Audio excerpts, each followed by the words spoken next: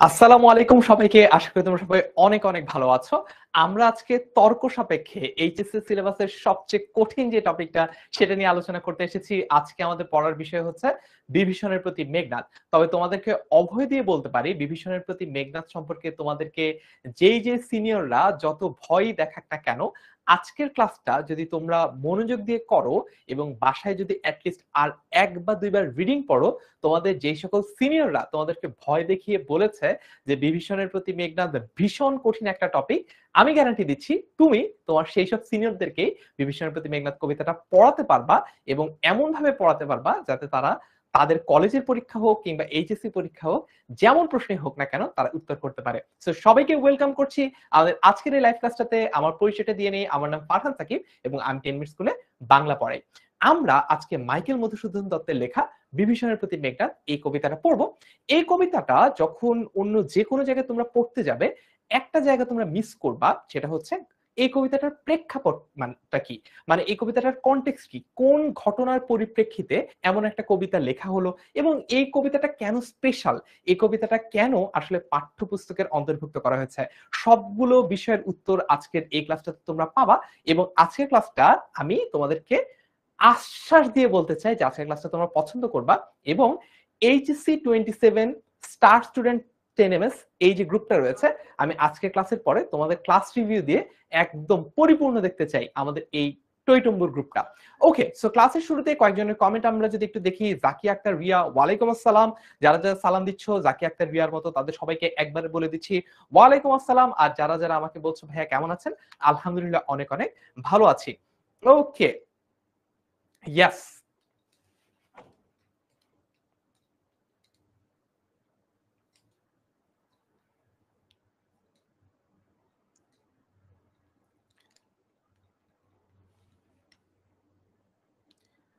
Alright, চলো তাহলে আমরা, একজন বলেছে এটা রেকর্ডেড ক্লাস হচ্ছে না, এটা রেকর্ডেড ক্লাস হচ্ছে না। আমাদের এই একটা ক্লাসের মধ্যে এইচএসসি 26 স্টুডেন্টরাও আছে, 27 স্টুডেন্টরাও আছে। সো আমরা যেহেতু এটা একটা ফ্রি ক্লাসও বটে, মানে এটা আমাদের বেসিক বিল্ডিং ক্লাস, তো আমাদের যে সকল স্টুডেন্টরা ফর্ম ফিল আপ করেছে এইচএসসি 26 তারাও কিন্তু ফ্রিতে জয়েন করার সুযোগ পেয়েছে। সো ক্লাসের মধ্যে তোমাদের সিনিয়ররাও কেউ কেউ আছে, তোমরাই আছো মেজরিটি। সে যাই হোক, তোমরা ক্লাস তো আমারই করছো আলটিমেটলি। সো তোমার সাথে আর ক্লাসে কে কে আছে তার চেয়ে বেশি গুরুত্বপূর্ণ হচ্ছে তুমি আমার ক্লাস করছো।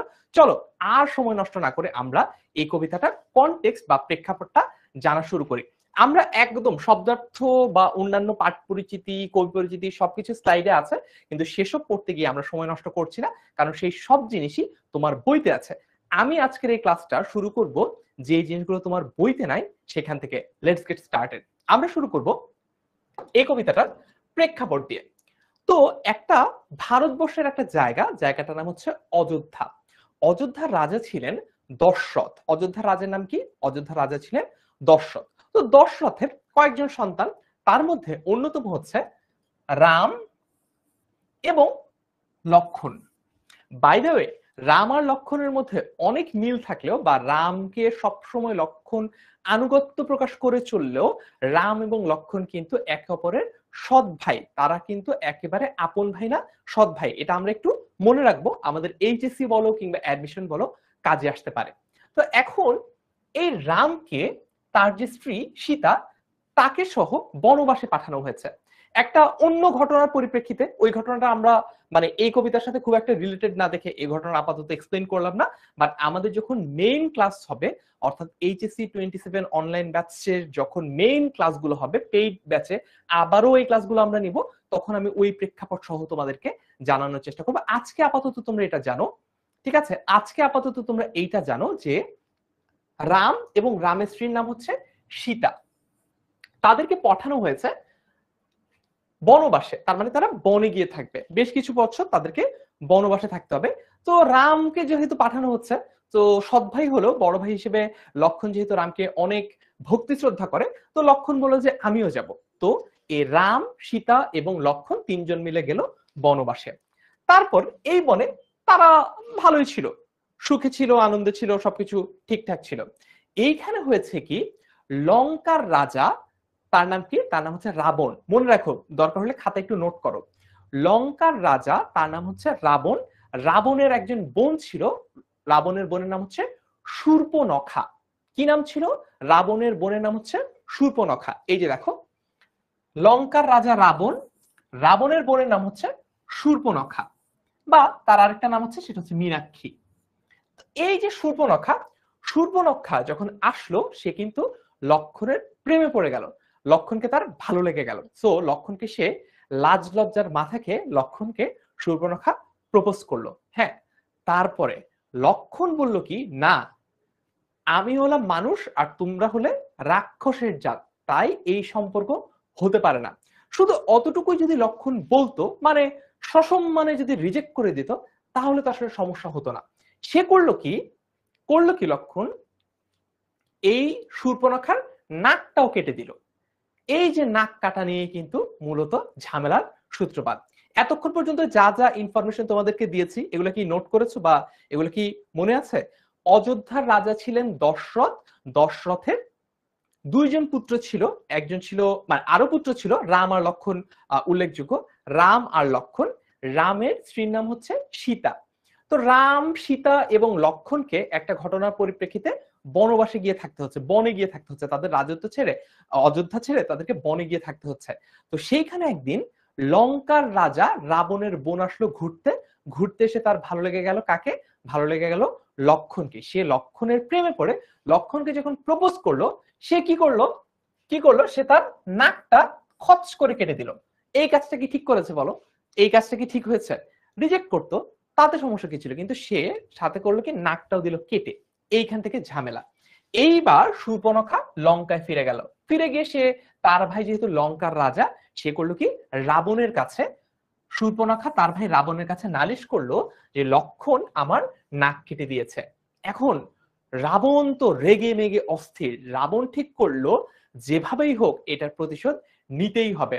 রাবণ তখন ওই বনে ফেরত আসলো এবং ছলে বলে কৌশলে কি করলো, তারা সীতাকে ধরে ফেললো। কাকে ধরে ফেললো? সীতাকে ধরে ফেললো। সীতাকে ধরে সীতাকে অপহরণ করে ফেললো এবং অপহরণ করার পরে বল প্রয়োগ করে, বল প্রয়োগ করে মানে হচ্ছে জোর করে লঙ্কায় নিয়ে যায়। বুঝছো? একদম অপহরণ করে নিয়ে যাচ্ছে। এতটুকু পর্যন্ত কি কাহিনী ক্লিয়ার? ক্লিয়ার হলে একটু কমেন্টে ক্লিয়ার লিখে ফেলো। এতটুকু পর্যন্ত কি আমরা সবাই বুঝতে পেরেছি? বুঝতে পারলে আমরা একটু কমেন্টে লিখে ফেলে যে বুঝতে পেরেছি। আচ্ছা, আনিকা ঐশী বলছে রিজেক্ট করা উচিত ছিল। আচ্ছা ঠিক আছে, রিজেক্ট করা উচিত ছিল কি ছিল না সেটা তো আজকের প্রশ্ন না। প্রশ্ন হচ্ছে নাকটা যে কেটে দিল, এইটা কি ঠিক হয়েছে কিনা। এই নাক কাটা নিয়ে কিন্তু যুদ্ধের সূত্রপাত। ওকে, একজন বলছে হ্যাঁ রাবণ সীতাকে অপহরণ করলো। ভেরি গুড, রাবণ হচ্ছে সীতাকে, মোটামুটি ঘটনা বুঝলাম আমরা এই পর্যন্ত যে রাবণ সীতাকে অপহরণ করলো। Clear, very good. তারপরে দেখো, সীতাকে তো এখন উদ্ধার করতে হবে। সীতাকে উদ্ধার করার জন্য রাম আর লক্ষণ মিলে, দু ভাই মিলে তারা কি করলো, লঙ্কা আক্রমণ করলো। রাবণের যে রাজত্ব লঙ্কা, সেটাতে তারা আক্রমণ করলো। আক্রমণের পরে এই যুদ্ধে রাবণের ভাই নিহত হয় এবং রাবণের যে বড় ছেলে সেও নিহত হয়। তো রাবণের যে ভাইয়ের নাম হচ্ছে কুম্ভকর্ণ, তার স্পেসিফিক গুণ হচ্ছে সে অনেক ঘুমাতে পারতো, এবং তার যে বড় ছেলে তার নাম হচ্ছে বীরবাহু। এই দুইজনই এই যুদ্ধটাতে মৃত্যুবরণ করে। অর্থাৎ রাম আর লক্ষণ মিলে সীতাকে উদ্ধার করার জন্য রাবণের রাজত্ব লঙ্কা আক্রমণ করে এবং সেই যুদ্ধে রাবণের ভাই কুম্ভকর্ণ এবং রাবণের বড় ছেলে বীরবাহু মৃত্যুবরণ করে। এতটুকু পর্যন্ত আমরা মনে রাখতে পারবো? আচ্ছা, এতটুকু যদি মনে রাখতে পারি, তারপরে যদি একটু দেখি, তারপর রাবণ করলো কি, তার সেনাপতি ছিল বীরবাহু, তার বড় ছেলে, সরি, তার সেনাপতি ছিল হচ্ছে মেঘনাদ। তো মেঘনাদকে পরবর্তীতে সে সেনাপতি হিসেবে দায়িত্ব অর্পণ করে। তার মানে প্রথমে, আমি আরেকটু যদি তোমাদেরকে বলি, প্রথমে সেনাপতি ছিল বীরবাহু, বড় ছেলে। তো বীরবাহুকে যখন মেরে ফেলা হয়, বীরবাহুকে যখন রাম আর লক্ষণ মিলে আক্রমণ করে মেরে ফেলে, তখন পরবর্তী সেনাপতি হয় মেঘনাদ। মেঘনাদ কিন্তু ভীষণ সাহসী এবং একজন বিশাল বীর ছিলেন। এখন সে করলো কি, তাদের একটা প্রচলিত বিশ্বাস ছিল, তাদের ধর্ম অনুযায়ী তাদের একটা প্রচলিত বিশ্বাস ছিল, সেটা হচ্ছে তাদের একটা মন্দির আছে, মন্দিরটার নাম হচ্ছে নিকুম্ভিলা যজ্ঞাগার। এইটা কিন্তু এইচএসসির জন্য খুবই ইম্পর্টেন্ট, কারণ এই মন্দিরটার নাম সরাসরি ভাবে তোমরা কবিতায় উল্লেখ পাবা। এইটার নাম হচ্ছে নিকুম্ভিলা যজ্ঞাগার। তাদের বিশ্বাস ছিল কোন যুদ্ধের আগে তারা যদি এই নিকুম্ভিলা যজ্ঞাগার বা নিকুম্ভিলা মন্দিরে গিয়ে তারা প্রার্থনা করে, তাহলে সেই যুদ্ধটাতে তারা অবধারিতভাবে জয়লাভ করবে। এই জন্য কি করেছে, মেঘনাদ গিয়েছে ওই নিকুম্ভিলা যজ্ঞাগারে প্রার্থনা করতে বা পূজা করতে, এবং তাদের রুল অনুযায়ী সে কিন্তু সেখানে অস্ত্র ছাড়া গিয়েছে, যুদ্ধাস্ত্র ছাড়া সেখানে গিয়েছে। এবং পরবর্তীতে যেটা হয়েছে সেটা যদি একটু দেখি, পরবর্তীতে হয়েছে কি, রাবণের ভাই, রাবণের এক ভাই কিন্তু অলরেডি ডেড। রাবণের এক ভাইয়ের নাম কি, রাবণের ভাই কুম্ভকর্ণ কিন্তু ইতোমধ্যেই মারা গেছে। রাবণের আরেক ভাই আছে, তার নাম হচ্ছে বিভীষণ। রাবণের আরেকটা ভাই আছে বিভীষণ। সে করেছে কি, রাম আর লক্ষণের সাথে সে হ্যান্ডশেক করেছে। তার মানে সে তার জাতির সাথে বা সে তার ধর্মের সাথে বিশ্বাসঘাতকতা করেছে। তার ভাই তার সাথে যে তার উপর যে বিশ্বাস অর্পণ করেছিল বা বিশ্বাস ধারণ করেছিল সেটা সে ভঙ্গ করেছে এবং বেইমানি করেছে, মানে মীর জাফরগিরি করেছে অনেকটা, তেমনটা বলতে পারো। বিভীষণের ব্যক্তিগত ধারণা এইটা যে তার ভাই রাবণ নারী অপহরণকারী, তার মানে তার ভাই রাবণ খারাপ কাজ করেছে, ভিলেন, এবং সে মহাপাপী। তার পাপে লঙ্কা নগরী ধ্বংস হয়ে যাচ্ছে। তার মানে এই যে যুদ্ধটা হচ্ছে, এই যে যুদ্ধটা হচ্ছে, বিভীষণের ধারণা হচ্ছে, বিভীষণের ব্যক্তিগত অভিমত হচ্ছে এই যুদ্ধের জন্য কে দায়ী, এই যুদ্ধের জন্য রাবণ দায়ী, এবং রাবণের জন্যই পুরো লঙ্কা রাজত্বটা যুদ্ধের মাধ্যমে রীতিমতো ধ্বংস হয়ে যাচ্ছে। তার চোখে রাম লক্ষণ ধর্মপরায়ণ এবং ন্যায়নিষ্ঠ, তাই সে তার ভাইয়ের দল ত্যাগ করেছে। তার মানে বিভীষণ কিন্তু, বিভীষণ যদিও কার ভাই ছিল, বিভীষণ ছিল কুম্ভকর্ণের ভাই, বিভীষণ ছিল রাজার নাম কি, রাবণের ভাই। কিন্তু পরবর্তীতে সে কি ভেবেছে, সে ভেবেছে যে না, আমার ভাইরাই আসলে ভুল কাজ করছে, আমার যে ভাতিজা বীরবাহু এবং মেঘনাদ তারাই আসলে অন্যায়ের দলে আছে, পাপের দলে আছে, আমি বরঞ্চ রাম আর লক্ষণের দলে যাই, কারণ রাম আর লক্ষণ সত্য, সঠিক ও নির্ভুল কাজ করছে, তারা সত্যের পথে আছে। এই জন্য সে কি করলো, নিজের পরিবারের যে দল, সেই দলটা ত্যাগ করে সে কি করেছে, রাম আর লক্ষণের সাইডে চলে গেছে। রাম আর লক্ষণের সাইডে যাওয়ার পর কি হলো, এইটা যে বিশ্বাসঘাতকতা সেটা কিন্তু সে বুঝতে পারে না। এই জন্যই বাংলা একটা প্রবাদ আছে, ঘরের শত্রু বিভীষণ। ঘরের শত্রু বিভীষণ মানে কি জানো, এটা একটা বাংলা প্রচলিত প্রবাদ। এটার মানে হচ্ছে যখন অনেক আপন মানুষ আমাদের সাথে শত্রুতা করে, মানে মনে করো তোমার একদম বেস্ট ফ্রেন্ড, একটু বুঝো এক্সাম্পলটা, মনে করো তোমার একদম বেস্ট ফ্রেন্ড, ছোটবেলা থেকে বন্ধু, ক্লাস 3 থেকে তোমার বন্ধু, এইচএসসি পরীক্ষার আগে যখন তোমার বন্ধু আমাদের কাছে ফাইনাল রিভিশন লাইভ ক্লাসের সাজেশনটা পেলো, সে যদি পাওয়া সত্ত্বেও তোমাকে সেটা শেয়ার না করে, তোমাকে যদি সেটা না দেয়, তুমি যদি তোমার বন্ধু পাওয়া সত্ত্বেও তুমি যদি সাজেশনটা না পাও, তখন তুমি তোমার বন্ধুকে বলতে পারো ঘরের শত্রু বিভীষণ। বুঝতে পেরেছো? অনেক আপন মানুষরা আমাদের সাথে যদি এরকম খারাপ কোনো কাজ করে, ক্ষতিমূলক কোনো কাজ করে, তাহলে আমরা বাংলা প্রবাদ অনুসারে তাদেরকে বলতে পারি হচ্ছে ঘরের শত্রু বিভীষণ। বুঝতে পেরেছি? আচ্ছা, একজন বলেছে যে ভাইয়া বিভীষণের প্রতি মেঘনাদ এই ক্লাসটা কি মেইন কোর্সে আবারও নেওয়া হবে কিনা? উত্তর হচ্ছে হ্যাঁ হ্যাঁ হ্যাঁ, এই ক্লাসটা শুধুমাত্র বেসিক বিল্ডিং ক্লাস। এখানে তোমাদেরকে আমরা একদম সবগুলো অবজেক্টিভ, সব প্র্যাকটিস, সব সিকিউ সবকিছু পড়াচ্ছি না। যেমন আমি শুরুই করেছি প্রেক্ষাপট দিয়ে, আমি কিন্তু শব্দার্থ পড়াই নাই, কবি পরিচিতি পড়াই নাই, পাঠ পরিচিতি পড়াই নাই। কিন্তু আমরা যখন পেইড কোর্সের মেইন ক্লাসগুলো শুরু করে দিব, পেইড কোর্সের মেইন ক্লাসে কিন্তু আমি তোমাদেরকে সবকিছু পড়াবো, অর্থাৎ বইতে যা যা কিছু আছে সব পড়াবো, প্রেক্ষাপট পড়াবো, এবং কবিতাটা শুধুমাত্র লাইন বাই লাইন না, কবিতাটা একদম ওয়ার্ড বাই ওয়ার্ড ধরে ধরে তোমাদেরকে আমি বুঝিয়ে দেবো যে কোথায় কি অর্থ বোঝানো হচ্ছে। ওকে, আচ্ছা, এইবার তারপর দেখো সে করেছে কি, এই যে সেটা হচ্ছে বিভীষণ। বিভীষণ কি করেছে, শত্রুতামি করেছে। ওকে, আমি এখানে একটু বিভীষণ লিখে দেই। বিভীষণ করেছে কি, মীর জাফরগিরি করেছে। বিভীষণ লক্ষণকে নিকুম্ভিলা যজ্ঞাগারে নিয়ে আসে, এবং এই যে নিকুম্ভিলা যজ্ঞাগার, এটা কিন্তু তাদের সৈন্য সামন্ত দ্বারা চারদিক থেকে ঘেরাও করা ছিল। অর্থাৎ রাম কিংবা লক্ষণের পক্ষে এত সুরক্ষিত দুর্গে বা এত সুরক্ষিত মন্দিরে প্রবেশ করা সম্ভবই হতো না যদি না সেখানে বিভীষণ সাহায্য করত। অর্থাৎ বিভীষণের সাহায্য ছাড়া নিকুম্ভিলা যজ্ঞাগারে প্রবেশ করা রাম কিংবা লক্ষণের পক্ষে রীতিমতো অসম্ভব ছিল। পরবর্তীতে সে কি করেছে, মায়াদেবীর বিশেষ মন্ত্র দ্বারা, তার মানে তারও তো নিজস্ব কিছু শক্তি, জাদু মন্ত্র ছিল, সেগুলো ব্যবহার করে বিভীষণ সাহায্য করেছে রাম আর লক্ষণকে, যাতে তারা সকল সৈন্য সামন্তের চোখ ফাঁকি দিয়ে নিকুম্ভিলা যজ্ঞাগারে উপস্থিত হতে পারে, যেখানে কিনা মেঘনাদ যুদ্ধের প্রস্তুতি নিচ্ছিল পূজার মাধ্যমে, এবং সেখানে সে রীতিমতো নিরস্ত্র ছিল। খুবই ইম্পর্টেন্ট একটা পয়েন্ট, সেখানে সে কি ছিল? নিরস্ত্র ছিল।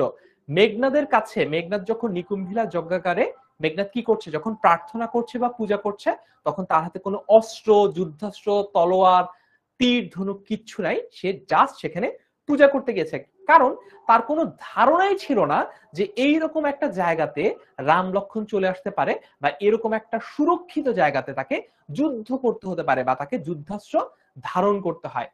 বুঝতে পেরেছো? আচ্ছা, একজন বলছে এটা কি রেকর্ডেড ক্লাস কিনা? না রে বাবা, এটা রেকর্ডেড ক্লাস না, এটা হচ্ছে আমাদের লাইভ ক্লাস। ওকে, তারপরে শত শত প্রহরী, প্রহরী মানে হচ্ছে পাহারাদারের চোখ ফাঁকি দিয়ে লক্ষণ নিকুম্ভিলা যজ্ঞাগারে প্রবেশ করে।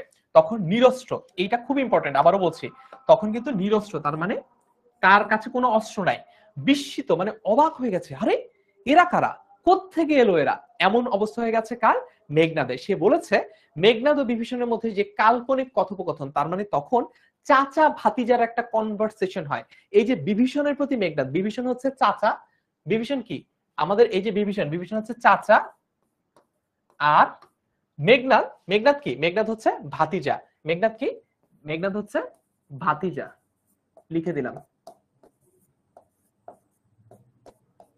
মেঘনাদ হচ্ছে ভাতিজা। এই যে চাচা ভাতিজার মধ্যে যে কথোপকথন বা কনভারসেশনটা হয়, এই কনভারসেশনটাই হচ্ছে মূলত বিভীষণের প্রতি মেঘনাদ কবিতা। সো যারা এতটুকু বুঝেছো তারা একটু ক্লিয়ার বলো, আর যারা বোঝো নাই তাদেরকে আমি আরেকবার বুঝিয়ে দেবো, সমস্যা নেই। যারা যারা বুঝতে পেরেছো পুরো কবিতার প্রেক্ষাপটে, এরপর কবিতাটা শুরু হয়ে গেছে, দেখো এরপর কবিতা শুরু হয়ে গেছে। সো কবিতা আমি আবার ব্যাখ্যা করে দেবো ওয়ার্ড বাই ওয়ার্ড। এর আগে তোমরা আমাকে বলো যে প্রেক্ষাপটটা যারা যারা বুঝেছো তারা একটু ক্লিয়ার লিখে ফেলো। কবিতাটা পড়াবো, দাঁড়াও, কবিতা প্রেক্ষাপটটা বুঝাই নিলাম, আমরা কবিতাতে যাব। এখন আমাকে বলো যে আমরা যারা প্রেক্ষাপট বুঝেছি তারা একটু ক্লিয়ার লিখে ফেলো, আর যারা প্রেক্ষাপটের কোন একটা অংশ বুঝতে পারো নাই তারা তাদের স্পেসিফিক প্রশ্নটা লিখে ফেলো। হাই হাই, মুজাহিদুল ইসলাম বলছে ভাইয়া লেট করে এসেছি, যেন মাথার উপর দিয়ে যাচ্ছে, এটা কি আমার দোষ বলো? আচ্ছা, অসুবিধা নেই, এই ক্লাসটা তুমি রেকর্ডও পাবা। সো ক্লাসটা এখন থেকে বাকিটুকু অংশ লাইভে রাখো, তারপরে তোমরা ওই রেকর্ডের অংশটা দেখে নিয়ে বুঝবা। একজন জিজ্ঞেস করেছে মেঘনাদ কি রাবণের ছেলে কিনা, উত্তর হচ্ছে হ্যাঁ, মেঘনাদ রাবণের ছেলে। ওকে, ক্লিয়ার ভাইয়া, সবাই মোটামুটি ক্লিয়ার বলছে। ওকে, আমি আরেকবার বুঝাবো, যেহেতু আজকে তোমাদের সাথে আমার প্রথম ক্লাস, এই জন্য তোমাদেরকে আরেকবার বুঝাবো। তবে আমার একটা কন্ডিশন আছে। এই যে আজকে তোমাদেরকে আমি প্রথম একটা কঠিন কবিতা দিয়ে শুরু করতে যাচ্ছি, বা একটা কঠিন কবিতা তোমাদেরকে পানির মতো সহজ করে গুলিয়ে খাইয়ে দিচ্ছি, ক্লাসটা কেমন লাগছে তোমার সেটা তোমরা লিখে জানাবা। এইচএসসি 27 স্টার স্টুডেন্টস 10 এমএস, এই গ্রুপটাতে, এইচএসসি 27 স্টার স্টুডেন্টস 10 এমএস, এই গ্রুপটাতে তোমরা আজকের ক্লাসটা কেমন লাগছে তোমাদের সেটা তোমরা আমাকে লিখে জানাবা। আজকে এখন পর্যন্ত যারা যারা বোঝো নাই তাদের জন্য আমি আরেকবার এক্সপ্লেন করব।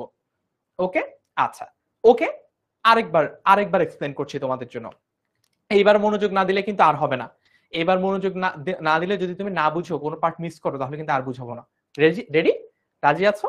ওকে, চলো তাহলে আমি শুরু করি, দেখি আমি কতটুকু স্লাইড ছাড়া তোমাদেরকে বোঝাতে পারি। ভারতবর্ষের, এবার তুমি কবিতা টবিতা সব বাদ দাও, তুমি জাস্ট চিন্তা করো ফারহান ভাইয়া তোমাদেরকে একটা কাহিনী বলবে, একটা গল্প বলবে, তুমি এইভাবে চিন্তা করো। আর দরকার হলে নোট নিও, দরকার হলে খাতায় নোট নাও, তাহলে বুঝতে বা মনে রাখতে পরবর্তীতে সুবিধা হবে। আর ক্লাসের পরে এমনি একটু যদি এই কবিতাটা পুরোটুকু রিডিং পড়ে ফেলো, একটু যদি এই কবিতাটা পুরোটুকু একবার রিডিং পড়ে ফেলো, তাহলে এমনি বুঝবা। ওকে ফাইন, সবকিছু বাদ দাও, এখন আমার গল্পটা শোনো। ভারতবর্ষের একটা জায়গা ছিল, জায়গাটার নাম হচ্ছে অযোধ্যা। অযোধ্যার রাজার নাম ছিল দশরথ। কি বললাম? ভারতবর্ষ। আচ্ছা, এইবার তোমাদেরকে, ওকে ফাইন, আমি একটু যদি লিখি তাহলে মনে হয় তোমাদের মনে রাখতে একটু সুবিধা হবে। ওকে, আচ্ছা, সো প্রথমত জায়গাটার নাম হচ্ছে ভারতবর্ষ। তো ভারতবর্ষের একটা জায়গা হচ্ছে অযোধ্যা। অযোধ্যা, ওকে। এখন অযোধ্যার রাজার নাম হচ্ছে দশরথ। দশরথ, ফাইন। তো এখন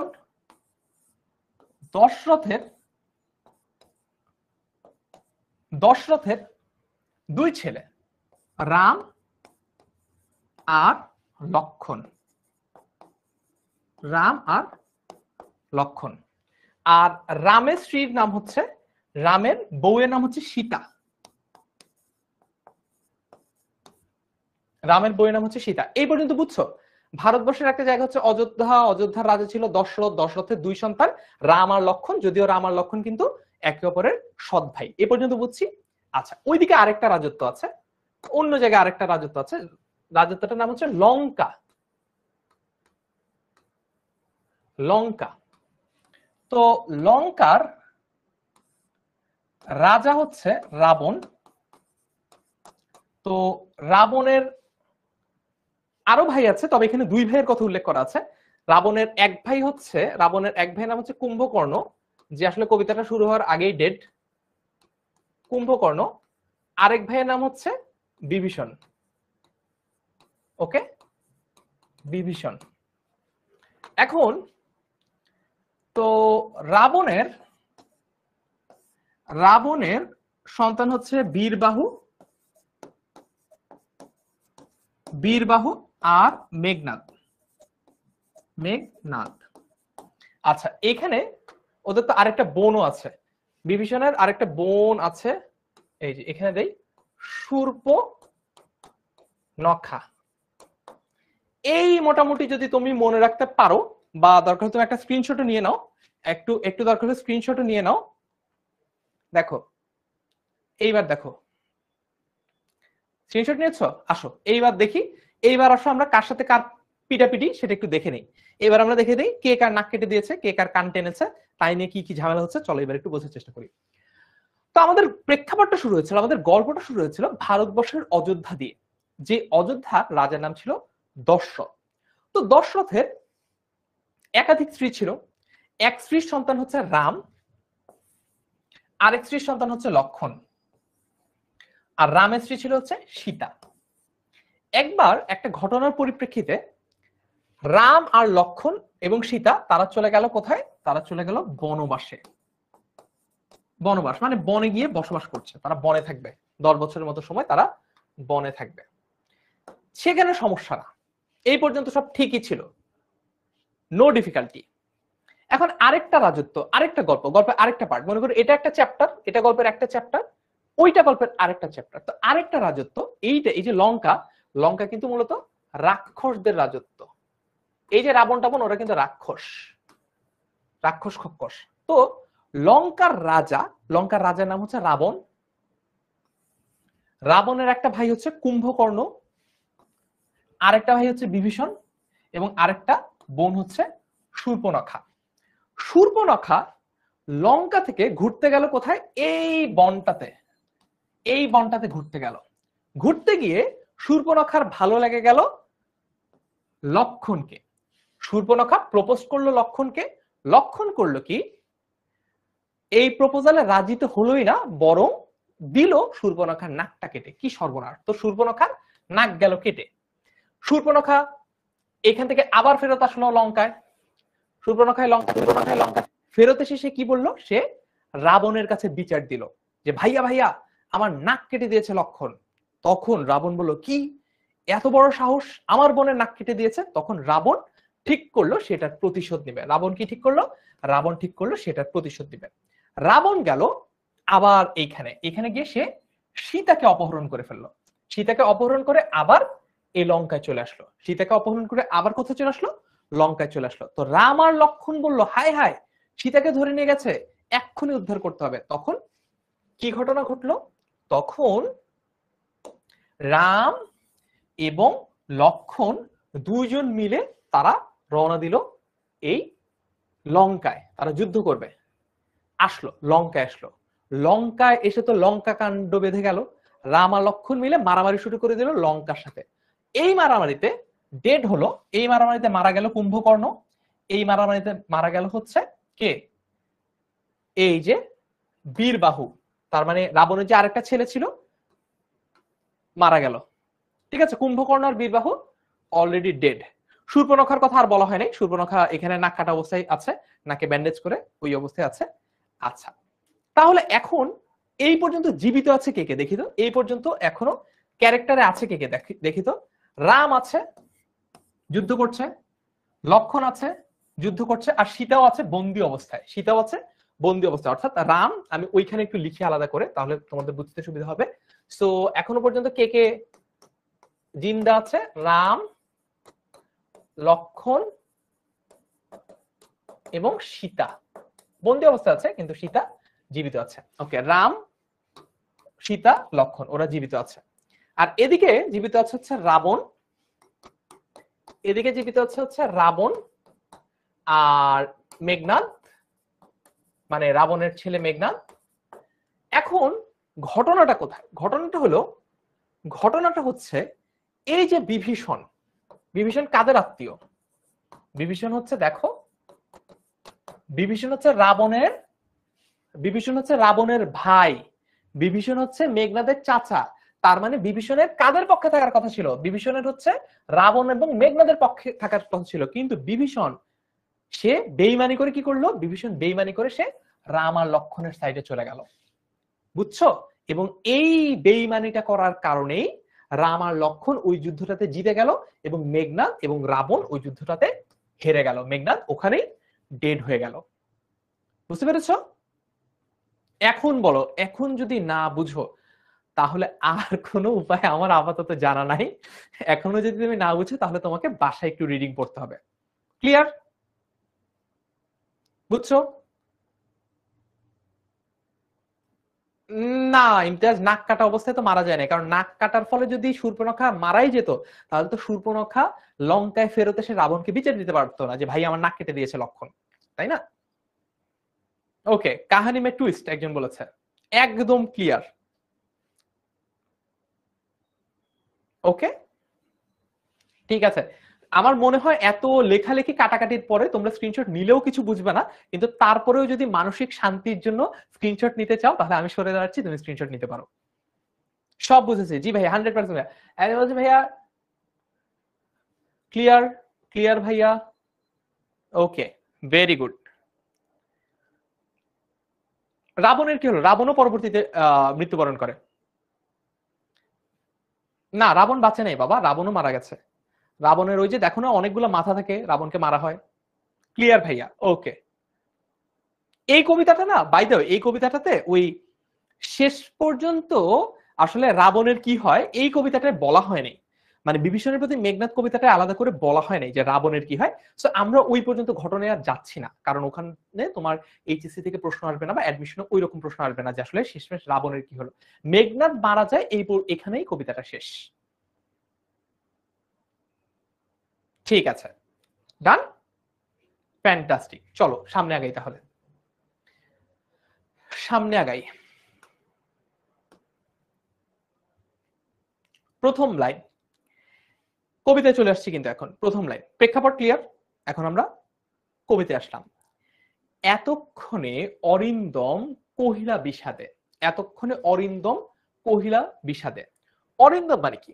আচ্ছা, এটা একটু যদি এক্সপ্লেন করি। এতক্ষণে অরিন্দম কহিলা বিষাদে, তার মানে এখানে অরিন্দম বলতে মেঘনাথকে বোঝানো হচ্ছে। এই যে পাশে থার্ড ব্র্যাকেট দিয়ে লিখেও দিয়েছি। এই যে থার্ড ব্র্যাকেটের সবুজ যে লেখাটা, এটা তুমি বইতে লেখা নেই, এটা জাস্ট তোমার পড়ার সময় যাতে সুবিধা হয় এই জন্য স্লাইডে লিখে দেওয়া আছে। এতক্ষণে অরিন্দম কহিলা বিষাদে, তার মানে এটা কোন প্রেক্ষাপটের কথা বলছে জানো? মানে নিকুম্ভিলা যজ্ঞাগারে বা নিকুম্ভিলা মন্দিরে পূজা করতে গিয়েছে মেঘনাদ, এবং মেঘনাদ হঠাৎ দেখে এখানে রাম লক্ষণ এসে উপস্থিত, এবং একটু দূরেই সে দেখতে পেল বিভীষণও দাঁড়িয়ে আছে। তখন সে দেখেই বুঝতে পারলো যে বিভীষণের বেইমানির কারণে বা বিশ্বাসঘাতকতার কারণেই রাম আর লক্ষণ এই পর্যন্ত এসে পৌঁছাতে পেরেছে। এটা বোঝার পরে সে প্রথমে একেবারে রীতিমতো হতবাক হয়ে যায়, তার মানে সে মুখের ভাষাই হারিয়ে ফেলে, কি বলবে বুঝতেই পারছে না মেঘনাদের এমন একটা অবস্থায়। তারপরে প্রথম এই যে কবিতাটা শুরু হচ্ছে এখান থেকে, এতক্ষণে, তার মানে মাত্র বুঝতে পারলো যে ঘটনা কি ঘটে গেছে, ঘটনা যা ঘটার ঘটে গেছে। এরপরে মেঘনাদ যখন বুঝতে পারলো, এই কারণে বলছে এতক্ষণে, এর আগে বুঝে নেই সে। এতক্ষণে অরিন্দম কহিলা বিষাদে। অরিন্দম মানে কি? অরিন্দম মানে হচ্ছে অরিকে দমন করে। যে অরি মানে কি? অরি মানে হচ্ছে ইন্দ্র। ইন্দ্র হচ্ছে আরেকজন দেবতা। এই দেবতাকেও পর্যন্ত দমন করেছে বা যুদ্ধে হারিয়েছে মেঘনাদ। মেঘনাদ কিন্তু একজন বিশাল মাপের বীর ছিল। মেঘনাদ অরিন্দম বলা হতো মেঘনাদকে, কারণ মেঘনাদ কাকে দমন করেছে? অরিকে দমন করেছিল বা ইন্দ্রকে দমন করেছিল। শব্দার্থে পাবা, এটা নিয়ে প্যারা নেওয়ার কিছু নেই, শব্দার্থে এটা পাবা। ওকে, তারপর যদি দেখি, এতক্ষণে অরিন্দম কহিলা বিষাদে, তার মানে এতক্ষণ পরে বিষাদ ভারাক্রান্ত মন নিয়ে, তার মানে দুঃখ ভরা মন নিয়ে কি বলল বিভীষণ, শুনি। জানিনো কেমনে আসি লক্ষণ পশিল। পশিল মানে কি? পশিল মানে হচ্ছে প্রবেশ করলো। পশিল মানে হচ্ছে প্রবেশ করলো, এটা তোমরা হচ্ছে তোমাদের শব্দার্থে পাবা। পশিল মানে হচ্ছে প্রবেশ করলো, প্রবেশ করলো, প্রবেশ করলো। জানিনু কেমনে আসি লক্ষণ পশিল, তার মানে এতক্ষণে মুখের ভাষা ফিরে পেয়েছে মেঘনাদ। মেঘনাদ প্রথমেই বলল, জানি না লক্ষণ কিভাবে এই রকম সুরক্ষিত জায়গায় চলে আসলো। রক্ষপুরে, রক্ষপুরে হচ্ছে রাক্ষসদের পুরে। ওই যে মনে আছে যে জামালপুর, গোপালপুর, জগৎপুর, পুর মানে হচ্ছে নগর বোঝায়, নগর। পৌরনীতি সুশাসন পড়বে যখন, তখন দেখবা পুর বলতে সাধারণত নগর বোঝায় বা শহর বা হচ্ছে একটা লোকালয় বোঝায় পুর। তো তোমার এলাকার নামেও যদি পুর থাকে, তুমি সেটা কমেন্টে লিখে জানাতে পারো। যেমন আমার গ্রামের নাম হচ্ছে জগৎপুর, ঠিক আছে, ফেনীতে আমার গ্রাম। তো রক্ষপুর মানে কি? রক্ষ মানে হচ্ছে রাক্ষস, আর রক্ষপুর মানে হচ্ছে রাক্ষসদের যে নগরীটা বা রাক্ষসদের যে শহরটা, সেখানে চলে এসেছে। এই জায়গায় তো মানে এটা তো সুরক্ষিত একটা জায়গা ছিল, যে এই জায়গায় রাম আর লক্ষণের কখনো এত দুর্ভেদ্য জায়গায় কখনো তাদের আসতে পারার কথাই না। ওকে, হ্যাঁ, বুসু বলছে গাজীপুর, ভেরি গুড। জামালপুর আছে, হ্যাঁ। ওকে, আজিমপুর আছে, হ্যাঁ, শাগুফতা বলছে আজিমপুর, ভেরি গুড। চাঁদপুর বলেছে ফারিয়া আলম, ফ্যান্টাস্টিক, তোমার তো তাহলে ক্লাস ভালো। মিরপুর, রাইট, মিরপুর, আমি আজকে নিজে এসেছি মিরপুর থেকে। হাটগোপালপুর, বাহ, চমৎকার। না, একজন বলছে বরিশাল, না না রে বাবা, হুমায়রা ইসলাম, বরিশাল তো কোনো পুর নাই, হইলো না, তুমি প্রশ্ন বুঝো নাই। আচ্ছা, তারপর দেখো, এখন তাঁত, তাঁত শব্দটা একেবারে আক্ষরিক অর্থ হচ্ছে বাবা, কিন্তু এই পুরো কবিতাটায় তাঁত শব্দটাকে চাচা অর্থে ব্যবহার করা হয়েছে। চাচা, কারণ চাচাকে আমি বাবার মতো সম্মান দেই, বাবার মতো শ্রদ্ধা করি, এই জন্য চাচাকেই বারবার এখানে তাঁত বলা হয়েছে। তাঁত শব্দটার অর্থ কি?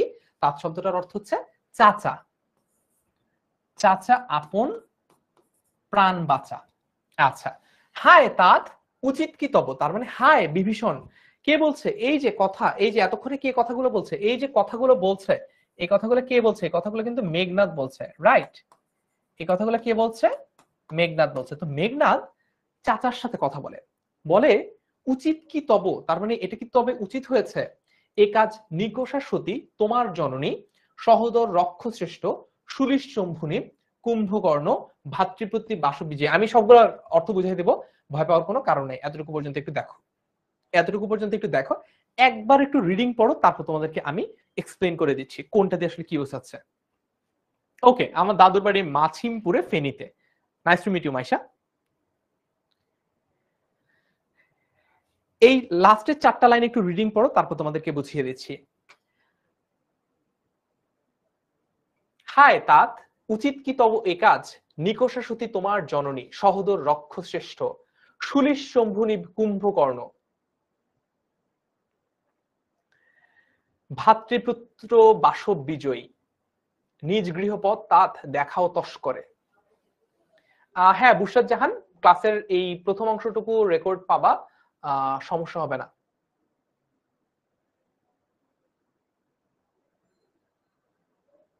ওকে, ঠিক আছে, চলো, রিডিং পড়া হয়েছে, রিডিং পড় হয়ে গেলে চলো এইবার আমরা এই 4টা লাইন একটু বোঝার চেষ্টা করি।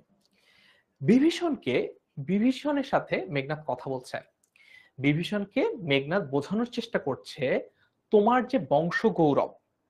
বিভীষণকে মানে চাচাকে, চিন্তা করো কি অবস্থা, চাচাকে ভাতিজা বোঝানোর চেষ্টা করছে, চাচা আপনার যে বংশ গৌরব, আপনি এটা একটা কাম করলেন, আমাদের বংশের মুখে চুনকালি মাখায়া আপনি মিয়া রাম আর লক্ষণকে এইখানে ধরে আনছেন। এটা একটা কামের কাম করলেন। এটা কে বলছে? এটা মেঘনাদ তার চাচা, মানে ভাতিজা মেঘনাদ তার চাচা বিভীষণকে বলছে। সে কি বলছে দেখো, বলছে নিকষা সতী তোমার জননী, তার মানে তোমার মা, সেও কিন্তু একজন সতী সাধ্বী নারী, তার মানে সে নিজেও একজন বড় মুনি ঋষির মতো, তার মানে সে নিজেও কখনো কোনো পাপ পঙ্কিলতার দিকে যায় নাই। কার কথা বলছে? নিকষা সতী অর্থাৎ রাবণের মা, অর্থাৎ কুম্ভ, অর্থাৎ কার মা? অর্থাৎ রাবণের মা, অর্থাৎ বিভীষণের মা। কে? তার নাম কি? নিকষা সতী। এইচএসসি তে প্রশ্ন আসে অবজেক্টিভে যে রাবণের মায়ের নাম কি? এইচএসসি তে প্রশ্ন আসে হচ্ছে নিকষা সতী কার মা? বলা হয়েছে নিকষা সতী, ওই যে বংশগৌরবের কথা মনে করিয়ে দিচ্ছে চাচাকে তার ভাতিজা। নিকষা সতী তোমার জননী, নিকষা সতী তোমার জননী, সহোদর রক্ষশ্রেষ্ঠ। সহোদর মানে কি? তার আপন ভাই। সহোদর মানে হচ্ছে আপন ভাই। কার কথা বলা হচ্ছে? এখানে বলা হচ্ছে, এখানে বলা হচ্ছে কি? এখানে রাবণের কথা বলা হচ্ছে। সহোদর শ্রেষ্ঠ কার কথা বলা হচ্ছে? রাবণের কথা বলা হচ্ছে। এটা কিন্তু আগে তোমাদেরকে দেখিয়েছি, রাবণের ভাই হচ্ছে বিভীষণ। সো বংশগৌরবের কথা যখন বুঝিয়ে দিচ্ছে, এখানে যখন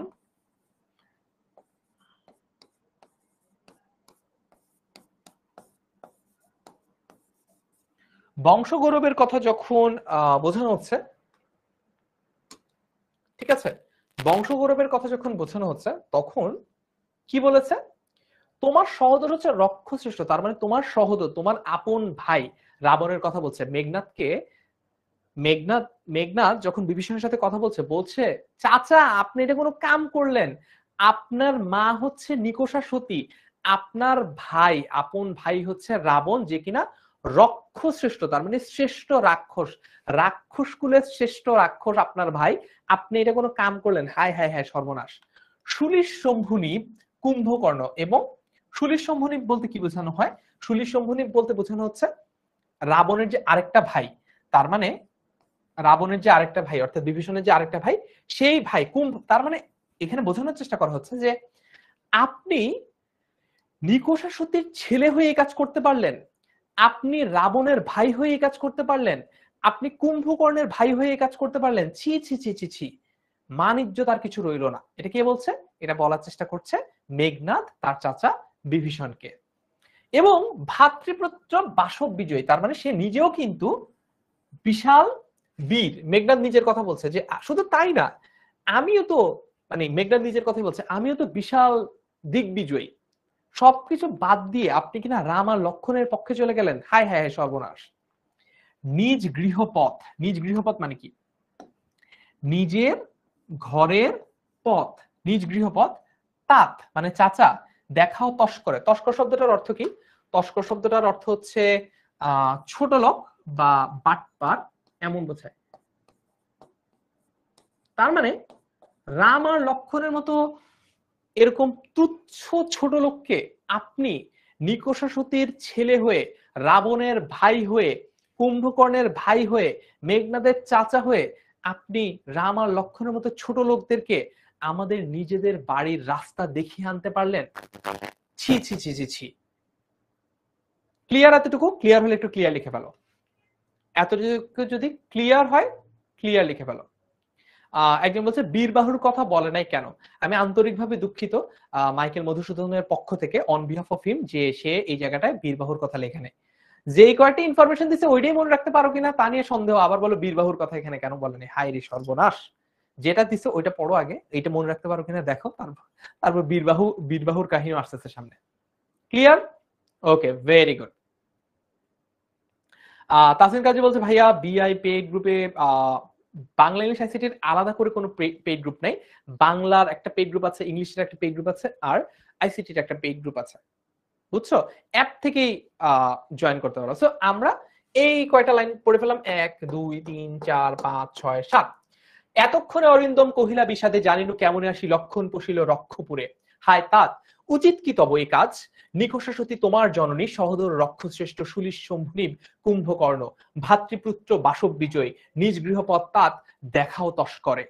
সো এইটা তোমরা বইটা যখন বারবার বারবার রিডিং পড়বা, আবৃত্তি করে করে পড়বা, তখন যে কোনো একটা লাইন থেকে যে কোনো একটা শব্দ নিয়ে যদি তোমাকে প্রশ্ন দেওয়া হয়, তুমি চোখ বন্ধ করে বিভীষণের প্রতি মেঘনাদ থেকে উত্তর করতে পারবা। ওকে, ঠিক আছে, ইয়েস। তারপর দেখি, সো বেসিক্যালি এই পুরো কবিতাটায় মেঘনাদ করার চেষ্টা করেছে কি, এই পুরো কবিতাটা পড়লে তোমরা দেখবা মেঘনাদ তার চাচা বিভীষণকে গিল্ট ট্রিপ দেওয়ার চেষ্টা করেছে। গিল্ট ট্রিপ বুঝো? তার মানে হচ্ছে অনুতপ্ত করার চেষ্টা করেছে।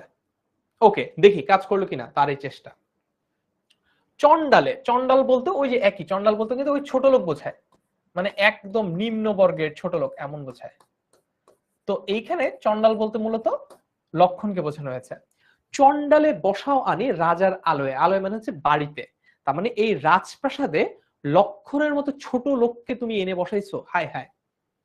কিন্তু নাহি গঞ্জি তোমা গুরুজন তুমি, গঞ্জি মানে কি, গঞ্জি মানে হচ্ছে গালাগালি করি না, মানে গঞ্জি, গঞ্জনা মানে কি, গঞ্জনা হচ্ছে গালাগাল করা, বকা দেওয়া, নিন্দা করা, কুৎসা রটনা করা, এইগুলো হচ্ছে গঞ্জি শব্দটার অর্থ। তো বলছে কিন্তু এমন কাজ করার পরেও আমি তোমাকে গালাগাল দেই না, কিন্তু নাহি গঞ্জি তোমা, তার মানে কিন্তু তারপরও আমি তোমাকে দোষারোপ করব না, গালাগাল দিব না, বকাঝকা করব না, নিন্দা কিংবা কুৎসা রটনা করব না। কেন? কারণ গুরুজন তুমি, কারণ গুরুজন তুমি, কারণ তুমি যত বড় বেইমানি হও, বিশ্বাসঘাতকী হও, তুমি আমার গুরুজন, বা তুমি আমার চেয়ে বয়সে বড় মুরব্বীর সম্মান, মুরব্বীর প্রতি যে আদর, সেটা দেখিয়ে মেঘনাদ বলছে যে চাচা আপনি সব খারাপ কাম করছেন, কিন্তু তারপরে আমি আপনারে গাইল দিতেছি না, শুধুমাত্র আপনার বয়সের কথা চিন্তা কইরা। এটা কে বলেছে? মেঘনাদ বলেছে।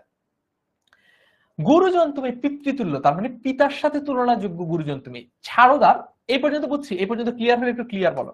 এই যে ছাড়োদার থেকে আমরা যাবো আবার, এতটুকু বুঝলে একটু ক্লিয়ার বলে ফেলো। ছাড়োদার যাবো অস্ত্রাগারে, এটা আমি বোঝাবো, এতটুকু পর্যন্ত ক্লিয়ার কিনা।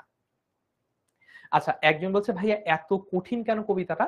এই জন্যই তোমাদেরকে আমি যখন বলেছিলাম যে এইচএসসি তে কিন্তু অনেক স্টুডেন্টরা বাংলায় এ প্লাস মিস করে, তোমরা তো আমার কথা বিশ্বাস করো নাই। এখন দেখো, বাংলায় এইরকম যদি কবিতা থাকে, এখান থেকে যদি প্রশ্ন আসে, এ প্লাস পাওয়াটা কঠিন হবেই। এইচএসসির বাংলা কিন্তু সিগনিফিকেন্টলি কঠিন এসএসসির চেয়ে। এসএসসি তে এবার তোমরা দেখেছো যে রেজাল্ট খুব একটা মন মতো হয় নাই, আশানুরূপ হয় নাই। তাহলে এইচএসসি তে যদি তোমরা শুরু থেকে না পড়ো, সম্ভব নয় প্লাস পাওয়া। বাট যদি তুমি মনোযোগ দিয়ে একদম শুরু থেকেই পড়ো, হেসে খেলে, রীতিমতো হেসে খেলে বাংলা এ প্লাস ওঠানো সম্ভব। ওকে, ক্লাস শেষ হবে আনুমানিক 8:30টার দিকে। এখন দেখ, এরপরে মেঘনাদ বলছে আচ্ছা ঠিক আছে, আপনারা গালাগাল দিলাম না, বাদ দেন, বাদ দেন, ছাড়োদার যাব অস্ত্রাগারে। কেন অস্ত্রাগারে যাইতে চাচ্ছে, কেন অস্ত্রাগারে যেতে চাচ্ছে মেঘনাদ? কারণ মেঘনাদের কাছে মনে আছে প্রেক্ষাপট বলার সময় একটা কথা বলেছিলাম, মেঘনাদ তখন নিরস্ত্র ছিল, মেঘনাদের কাছে কোনো অস্ত্র ছিল না। মেঘনাদ যুদ্ধ করার মতো তার কাছে তলোয়ার, ঢাল, তীর, ধনুক, বন্দুক, rocket launcher, AK-47, machine gun কিচ্ছু ছিল না মেঘনাদের কাছে। এই জন্য সে বলেছে ছাড়োদার, তার মানে দরজা থেকে, ওই যে নিকুম্ভিলা যজ্ঞাগার, যেটা মানে হচ্ছে যে মন্দিরের দরজা, কি বলেছে ওইখান থেকে বিভীষণকে বলছে তুমি এখান থেকে সরে দাঁড়াও, তোমাকে আমি কোনো বকাঝকা করব না, কোনো গালাগাল দিব না, ঠিক আছে, তুমি সরে দাঁড়াও, দরজা থেকে সরো, দরজা থেকে সরো, আমাদের যাইতে দাও। কই যাবো আমি? মেঘনাদ বলছে আমি যাব হচ্ছে অস্ত্রাগারে। পাঠাইবো রামানুজে, রামানুজ মানে কি? রামানুজ মানে হচ্ছে রামের অনুজ, অনুজ শব্দটার অর্থ হচ্ছে ছোট ভাই। পাঠাইবো রামানুজে সমন ভবনে, সমন মানে কি? সমন মানে হচ্ছে যম, যম, যমরাজ, তার মানে যমরাজের কাছে পাঠিয়ে দেবো। ভবন মানে হচ্ছে থাকার জায়গা। তো বলেছে যে তুমি আমাকে, তুমি দরজা থেকে চাচা, তুমি দরজা থেকে সরে দাঁড়াও, আমাকে অস্ত্রাগারে যেতে দাও। মেঘনাদ বলছে আমাকে অস্ত্র আনতে যাইতে দাও, আজকে রামের ছোট ভাই লক্ষণকে আমি যমের কাছে পাঠিয়ে দিব, একদম ডেট করে দিব। আচ্ছা, লঙ্কার কলঙ্ক আজি ভঞ্জিব আহবে। ভঞ্জিব মানে কি? ভঞ্জিব মানে হচ্ছে ধ্বংস করব বা শেষ করে দিব, একদম মিশিয়ে দিব, মিটিয়ে দিব, মিলিয়ে দিব, একদম ধূলিসাৎ করে দিব। ভঞ্জিব মানে কি? ভঞ্জিব মানে হচ্ছে একদম তছ নচ করে দিব, ধ্বংস করে দিব। এখন কথা হচ্ছে ভাইয়া আহবে মানে কি? আহবে মানে হচ্ছে যুদ্ধের মাধ্যমে, আহবে মানে হচ্ছে যুদ্ধে, মানে যুদ্ধের মাধ্যমে লঙ্কার সকল কলঙ্ক আজ আমি মিশাই দিব। লঙ্কার সকল কলঙ্ক আজকে আমি মিশাই দিব। বুঝছি এতটুকু? ওকে, ইয়েস, একজন খুব ভালো একটা কথা বলেছে, আমরিন সুলতানা বলেছে, কথা না বলে ক্লাস করো তোমরা। এক্স্যাক্টলি, তোমরা অনেকেই এত বেশি কমেন্ট করছো ইরিলেভেন্ট এবং নিজেরা নিজেরা কথা বলছো, এই জন্য কিন্তু তোমরা বুঝতে পারছো না। বুঝছো? একটু আমার কথায় ফোকাস করো, তোমার বন্ধুদের সাথে তোমার বান্ধবীর সাথে তুমি দিনের সারাটা সময় কথা বলতে পারবা, অনেক সময় পড়ে আছে। কিন্তু আমার ক্লাস তুমি কালে ভদ্রে পাবা। বুঝছো? সো যে ক্লাসটা আমি নিচ্ছি এইটা থেকে যতটুকু তোমার গ্রহণ করে নেওয়া সম্ভব পুরোটুকু নাও। আমি আমার 100% দিয়ে তোমাদেরকে পড়াচ্ছি, তাই না? আমার যেমন আজকে সারা দিন অফিসের একটা প্রোগ্রাম ছিল, সো আমি আজকে অফিসেও ছিলাম না, আমরা ছিলাম বেসিক্যালি মিরপুরে। সো একদম সকাল 10টা থেকে সন্ধ্যা 7টা পর্যন্ত আমি ওই প্রোগ্রামেই ছিলাম। সো তারপরেও এসে আমি কিন্তু আমার 100% দিয়ে তোমাকে পড়াচ্ছি। আমার চোখে মুখে কোথাও এক ফোঁটা ক্লান্তি দেখছো? বা কখনো আমার হাসি বন্ধ হইতে দেখছো? এগুলো কিন্তু এমনি না, মানে এগুলো কিন্তু এমন না যে আমার খুব আনন্দ লাগছে বা আমার খুব এক্সাইটেড আমি, সবসময় ব্যাপারটা এরকম না। But teaching is a performing art. আমি যদি আমার ক্লাসে একটু মন খারাপ করে থাকি, বা আমি যদি আমার ক্লাসে একটু কম হাসি, বা আমি যদি আমার ক্লাসে একটু এনার্জি লেভেল ডাউন শো করি, তাহলেই দেখা যাবে তোমার কাছে ক্লাসটা ভালো লাগবে না। এই জন্য তোমাদের প্রত্যেকজন টিচার তাদের personal life, professional life, academic life যত ঝামেলাই থাকুক, ক্লাসে তাদের 100% দেওয়ার ট্রাই করে। সমস্যা হচ্ছে অ্যাজ এ স্টুডেন্ট তোমরা যখন এটাকে রিসিপ্রোকেট করো না, অর্থাৎ তোমরা যখন একজন টিচার 100% দিয়ে দিচ্ছে, যতটুকুই পারো একজন টিচার সে যতটুকু পারে, মানে আমার চেয়ে অবভিয়াসলি ভালো অন্য আরো অনেকেই পড়ায়, সো আমি আমার লেভেল বেস তোমাদেরকে দিচ্ছি। সমস্যা হচ্ছে একটা স্টুডেন্ট যখন এই টিচারের দেওয়া 100%টাকে একসেপ্ট করতে পারে না, তার একটা বড় কারণ হচ্ছে কমেন্টে অপ্রাসঙ্গিক আলোচনা করা। এটা যখন হয় তখন কিন্তু আমার 100% দেওয়া সত্ত্বেও তোমার সেটা কাজে লাগে না, কারণ তুমি হয়তো বা আমার কথা থেকে 5% একসেপ্ট করো।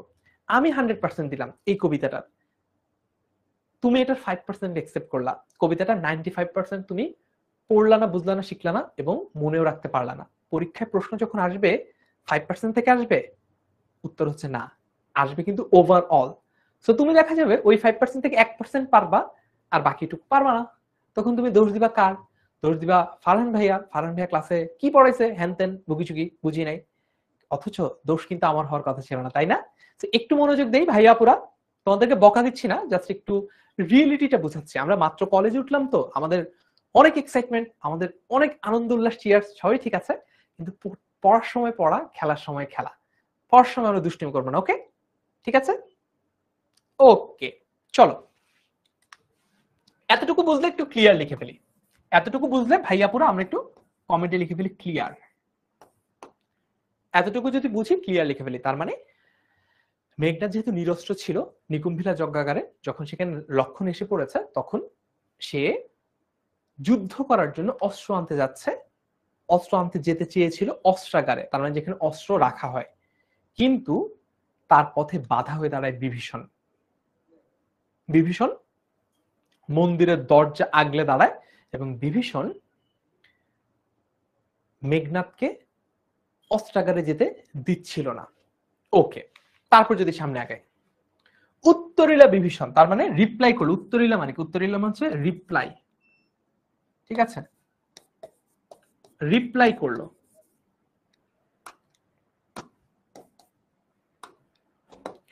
উত্তরিলা বিভীষণ, তার মানে এইবার এতক্ষণ পর্যন্ত সব কথা মেঘনাদ বলেছে, এতক্ষণ পর্যন্ত সব কথা মেঘনাদ বলছে, এইবার রিপ্লাই দেওয়া শুরু করলো। এবার রিপ্লাই দেওয়া শুরু করলো কে? বিভীষণ। বৃথায় সাধনা বলেছে, বলেছে এটা বৃথা, তার মানে অযথা, অযথা এই কষ্ট তুমি করছো। ধীমান, ধীমান বলতে কি বোঝানো হয়? ধীমান বলতে সাধারণত জ্ঞান শক্তিহীন, মানে জ্ঞানী বোঝায়, একদম জ্ঞানী, মানে যার বিচার বিবেচনা বুদ্ধি আছে। রাঘব দাস, আমি রাঘব দাসকে, রাঘব বলতে বোঝাচ্ছে রাম, তার মানে বিভীষণ শুধুমাত্র যে বেইমানি করেছে, বিশ্বাসঘাতকতা করেছে তাই না, বিভীষণ রামের রীতিমতো আনুগত্য স্বীকার করেছে, এবং আনুগত্য স্বীকার করার পরে বিভীষণ বলছে যে আমি রামের দাস। রাঘব বলতে রামকে বোঝানো হয়, রাঘবদার বলতে বোঝানো হচ্ছে রামের দাস আমি। কি প্রকারে, মানে কিভাবে, কি প্রকার বলতে কিভাবে? তাহার বিপক্ষ কাজ করিব। তার মানে আমি রামের দাস, আমি রামের প্রতি আনুগত্য স্বীকার করেছি, আমি রামের বিপক্ষে যেতে পারবো না। কে বলছে এই কথা? বলছে মেঘনাদের আপন চাচা বিভীষণ। তাহার বিপক্ষ কাজ করিব রক্ষিত অনুরোধ, তার মানে আমি রামের দাস, কিভাবে আমি তার বিপক্ষে যাই, কিভাবে তার বিপক্ষে যাওয়ার যে অনুরোধ, এই অনুরোধ আমি কিভাবে গ্রহণ করি। উত্তরিলা কাতরে রাবণী, তার মানে এইবার রিপ্লাই করলো কে? এবার রিপ্লাই করলো রাবণী, রাবণের পুত্র। রাবণ, রাবণ মানে কে? রাবণ মানে হলো লঙ্কার রাজা। রাবণী বলতে বোঝানো হয় পুত্র। ইটা আছে না, এই যে এই ইকারটা দিয়ে পুত্র বোঝা হচ্ছে। রাবণের পুত্র রাবণী, রাবণের পুত্র রাবণী। উত্তরিলা কাতরে রাবণী, এটা হচ্ছে মেঘনাদ বা রাবণের পুত্র। ইয়াস, ভঞ্জিব মানে তছনছ করা বলতে পারো, রাইট। ওকে, ঠিক আছে। তারপরে হে পিতৃব্য, তার মানে হে চাচা, পিতৃব্য মানে হচ্ছে চাচা, চাচা বলতে তো বিভীষণকে বোঝানো হচ্ছে। তব বাক্যে ইচ্ছি মরিবারে, তার মানে তোমার কথা শুনেই আমার মরে যেতে ইচ্ছা করছে। তব বাক্যে ইচ্ছি মরিবারে, তার মানে তোমার কথা শুনে, বাক্যে মানে হচ্ছে তোমার, তুমি যা বলছো এইটা শুনেই আমার রীতিমতো মরে যেতে ইচ্ছা করছে।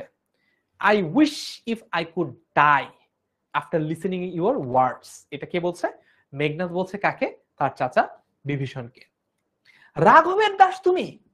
হায় হায় হায় হায়, কি বললা? তুমি নিকষাসুতির ছেলে, তুমি রাবণের ভাই, তুমি কুম্ভকর্ণের ভাই, তুমি বীরবাহুর চাচা, তুমি আমার অর্থাৎ মেঘনাদের চাচা, যে কিনা ইন্দ্রকে পরাজিত করেছে, যে কিনা বাসব বিজয়ী, এত বড় একজন মহাবীরের চাচা হয়ে তুমি কিনা শেষমেশ একজন সাধারণ তুচ্ছ মানুষ রামের দাসত্ব মেনে নিলা? হায় হায় হায়, বংশের মুখে চুনকালি।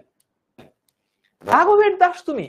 কেমনে ও মুখে আনিলে কথা? তাত মানে চাচা, কহতা দাসের। এইবার দাস কিন্তু, এইবার এইখানে যে দাস, এই যে দাস, এই দাস দিয়ে কিন্তু মেঘনাদ নিজের কথাই বলছে। তার মানে মেঘনাদও নিজেকে তার চাচার দাস বলছে।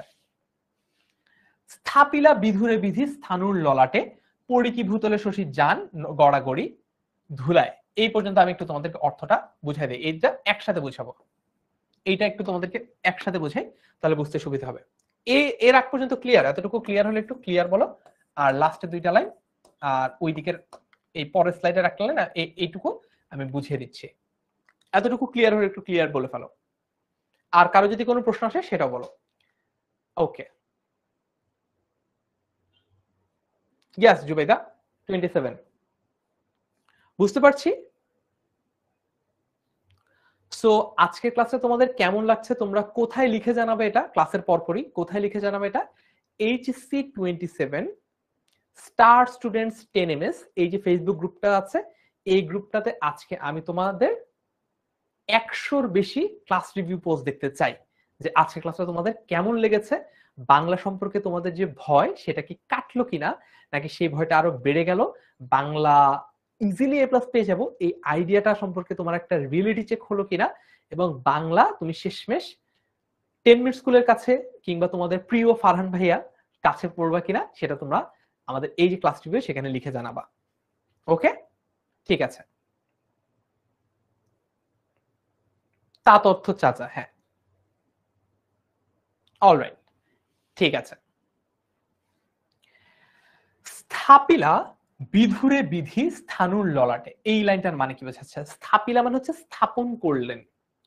তার মানে এই জায়গাটায় মূলত মেঘনাদ বোঝানোর চেষ্টা করছেন যে আসলে ওই যে একটা কথা আছে না, বন্যেরা বনে সুন্দর শিশুরা মাতৃক্রোড়ে, তার মানে যারা বন্য তারা বনে সুন্দর আর শিশুরা বাচ্চা কাচ্চারা মায়ের কোলেই ভালো।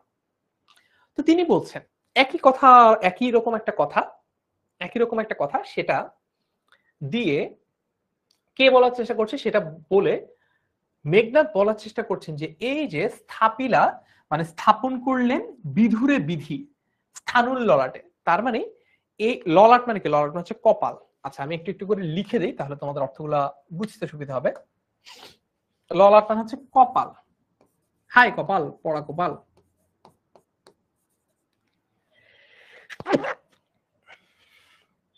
বিধি মানে হচ্ছে স্রষ্টা।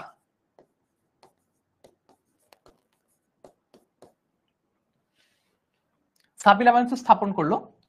বিধুরে বলতে এখানে আসলে চাঁদ বোঝাচ্ছে।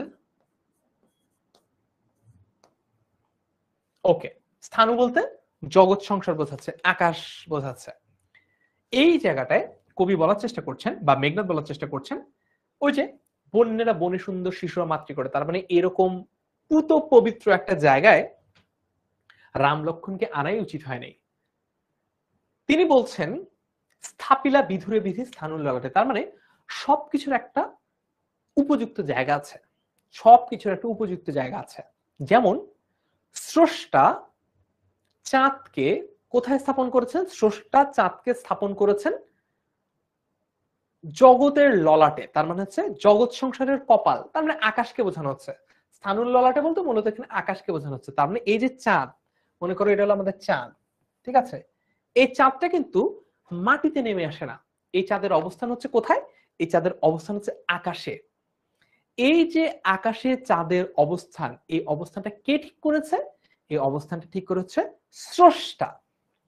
পড়ি কি ভূতলে শশী যান গড়াগড়ি, তার মানে কি? তার মানে হচ্ছে তিনি বলছেন কখনো দেখছেন, শশী মানে কি? শশী মানে চাঁদ। কখনো দেখেছেন যে স্রষ্টা যে চাঁদকে তার উপযুক্ত স্থান হিসেবে ধারণ করে আকাশে স্থাপন করেছেন? কখনো দেখেছেন যে সেই চাঁদ ভূতলে ধুলোর মধ্যে গড়াগড়ি খাচ্ছে? মানে কখনো সেটা নিচে নেমে এসেছে, কখনো সেটা তার উপযুক্ত স্থান ছেড়ে অন্য কোথাও চলে গেছে? আপনি কখনো দেখেছেন এটা? ওকে, ঠিক আছে। হে রক্ষরথী, রক্ষরথী বলতেও একদম রাক্ষস কুলের বীর অর্থাৎ বিভীষণের কথা বোঝানো হচ্ছে। এখানেও কাকে বোঝাচ্ছে? এখানে রক্ষরথী বলতে বিভীষণকে বোঝানো হচ্ছে। ভুলিলে কেমনে কে তুমি জনম তব কোন মহাকুলে, তার মানে তুমি তোমার বংশগৌরব কিভাবে ভুলে গেলা? তুমি তোমার বংশগৌরব কিভাবে ভুলে গেলা? তাসিন কাজী সেপ্টেম্বর থেকে, জাস্ট এই একটা মাস বেসিক বিল্ডিং ক্লাস হবে, এরপর সেপ্টেম্বর থেকে আমাদের একদম মেইন পেইড ক্লাস শুরু হয়ে যাবে। বুঝছো? এখনই যা একটু দুষ্টুমি করার করে নিতে পারো। পেইড ক্লাসে কিন্তু তুমি একবার যদি ট্র্যাক মিস করে ফেলো দুষ্টুমি করতে গিয়ে, আর কিন্তু ট্র্যাকে ফিরতে পারবা না, আর কিন্তু ট্র্যাকে ফিরতে পারবা না। বুঝছো? ওকে, ঠিক আছে। তারপরে দেখি, কে তুমি জনম তব, বা তোমার জন্ম কোন মহাকুলে, এটা ভুলে গেছো? কে বা সে অধম রাম, এই অধম মানে এই রাম, এটা কে? কোন সে অধম? কোন তুচ্ছ মানুষ রাম? তারপর কি বলেছে? স্বচ্ছ সরোবরে করে কেলি রাজহংস পঙ্কজ কারণে, যায় কি সে কভু প্রভু পঙ্কিল ছড়িলে শৈবাল দলের ধাম। আচ্ছা, এই পর্যন্ত একটু তোমাদেরকে আবার আমি একটু আলাদা করে বুঝাই দিই।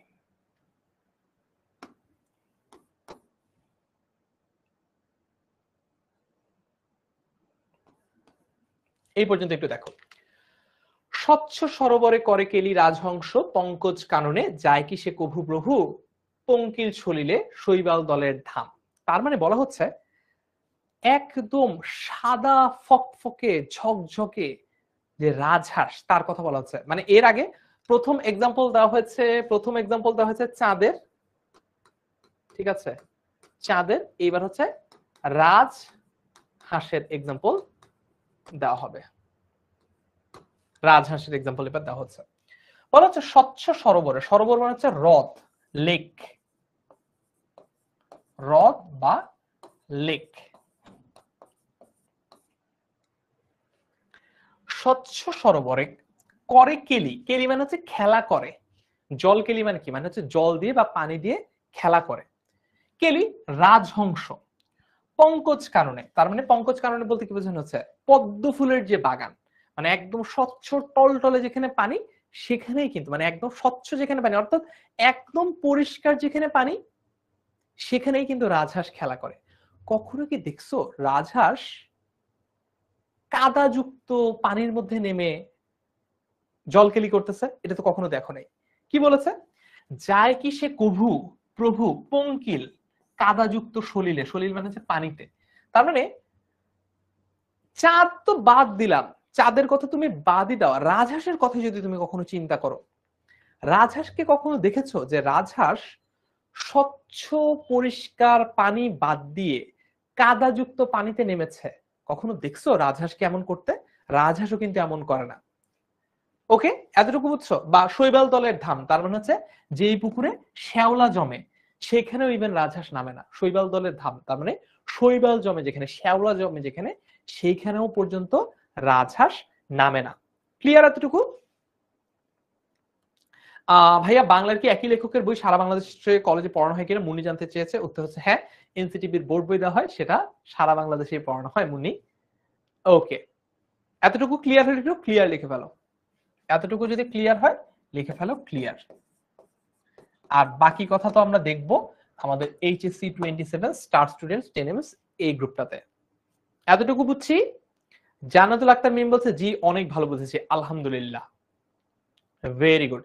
যারা যারা দেখো তোমাদের বন্ধুরাই কিন্তু অনেকে মনোযোগ দিচ্ছে, একই ক্লাস অনেকেই বুঝতে পারছে, প্রায় 80-90% স্টুডেন্টই কিন্তু বুঝতে পারছে।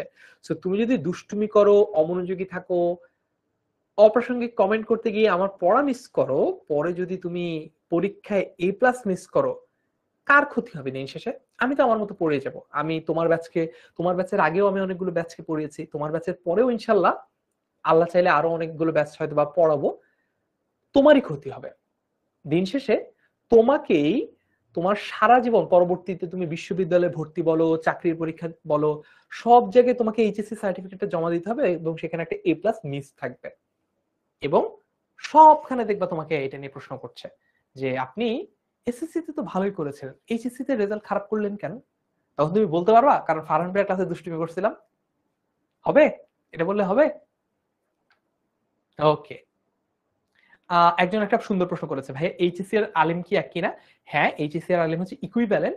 হাউএভার এইচএসসি আর আলিমের বাংলা সিলেবাসের মধ্যে দুই একটা টপিক এদিক সেদিক আছে, দুই একটা টপিক, ওইটা ফার্স্ট টাইম তোমাদের সাথে কমিউনিকেট করবে যে এইচএসসি সিলেবাসে মনে করো দুইটা গল্প আছে, সেই দুইটা গল্পের পরিবর্তে আলিমের সিলেবাসে হয়তো অন্য দুইটা গল্প আছে, বা কবিতার ক্ষেত্রে এক দুইটা এদিক ওদিক আছে, বাট মোটামুটি 98% সিলেবাসই সেম আলিম আর এইচএসসির ক্ষেত্রে। জি, রেকর্ড ক্লাস পাবা।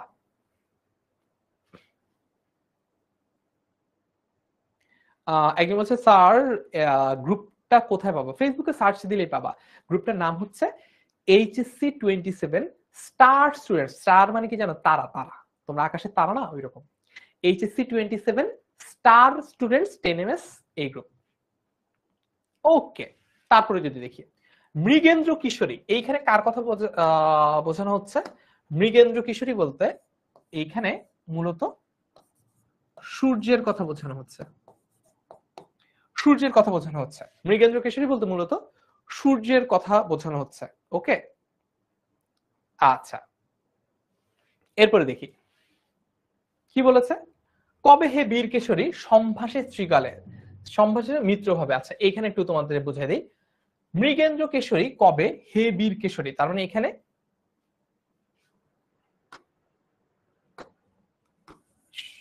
সিংহের কথা বোঝানো হচ্ছে। কেন সূর্য লিখলাম? সিংহ, সিংহ,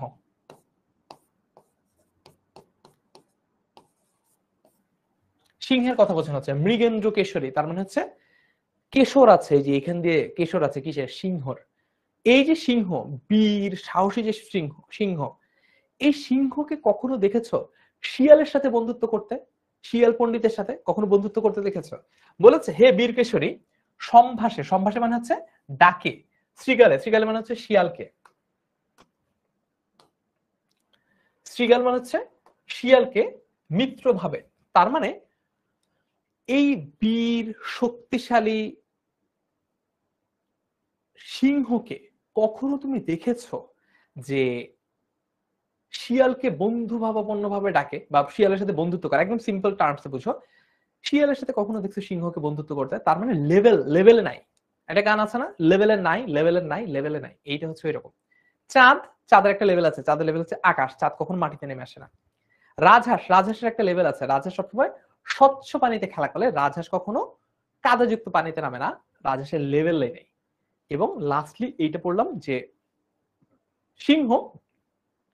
সিংহের একটা লেভেল আছে, সিংহ কখনো শিয়ালের সাথে বন্ধুত্ব করে না।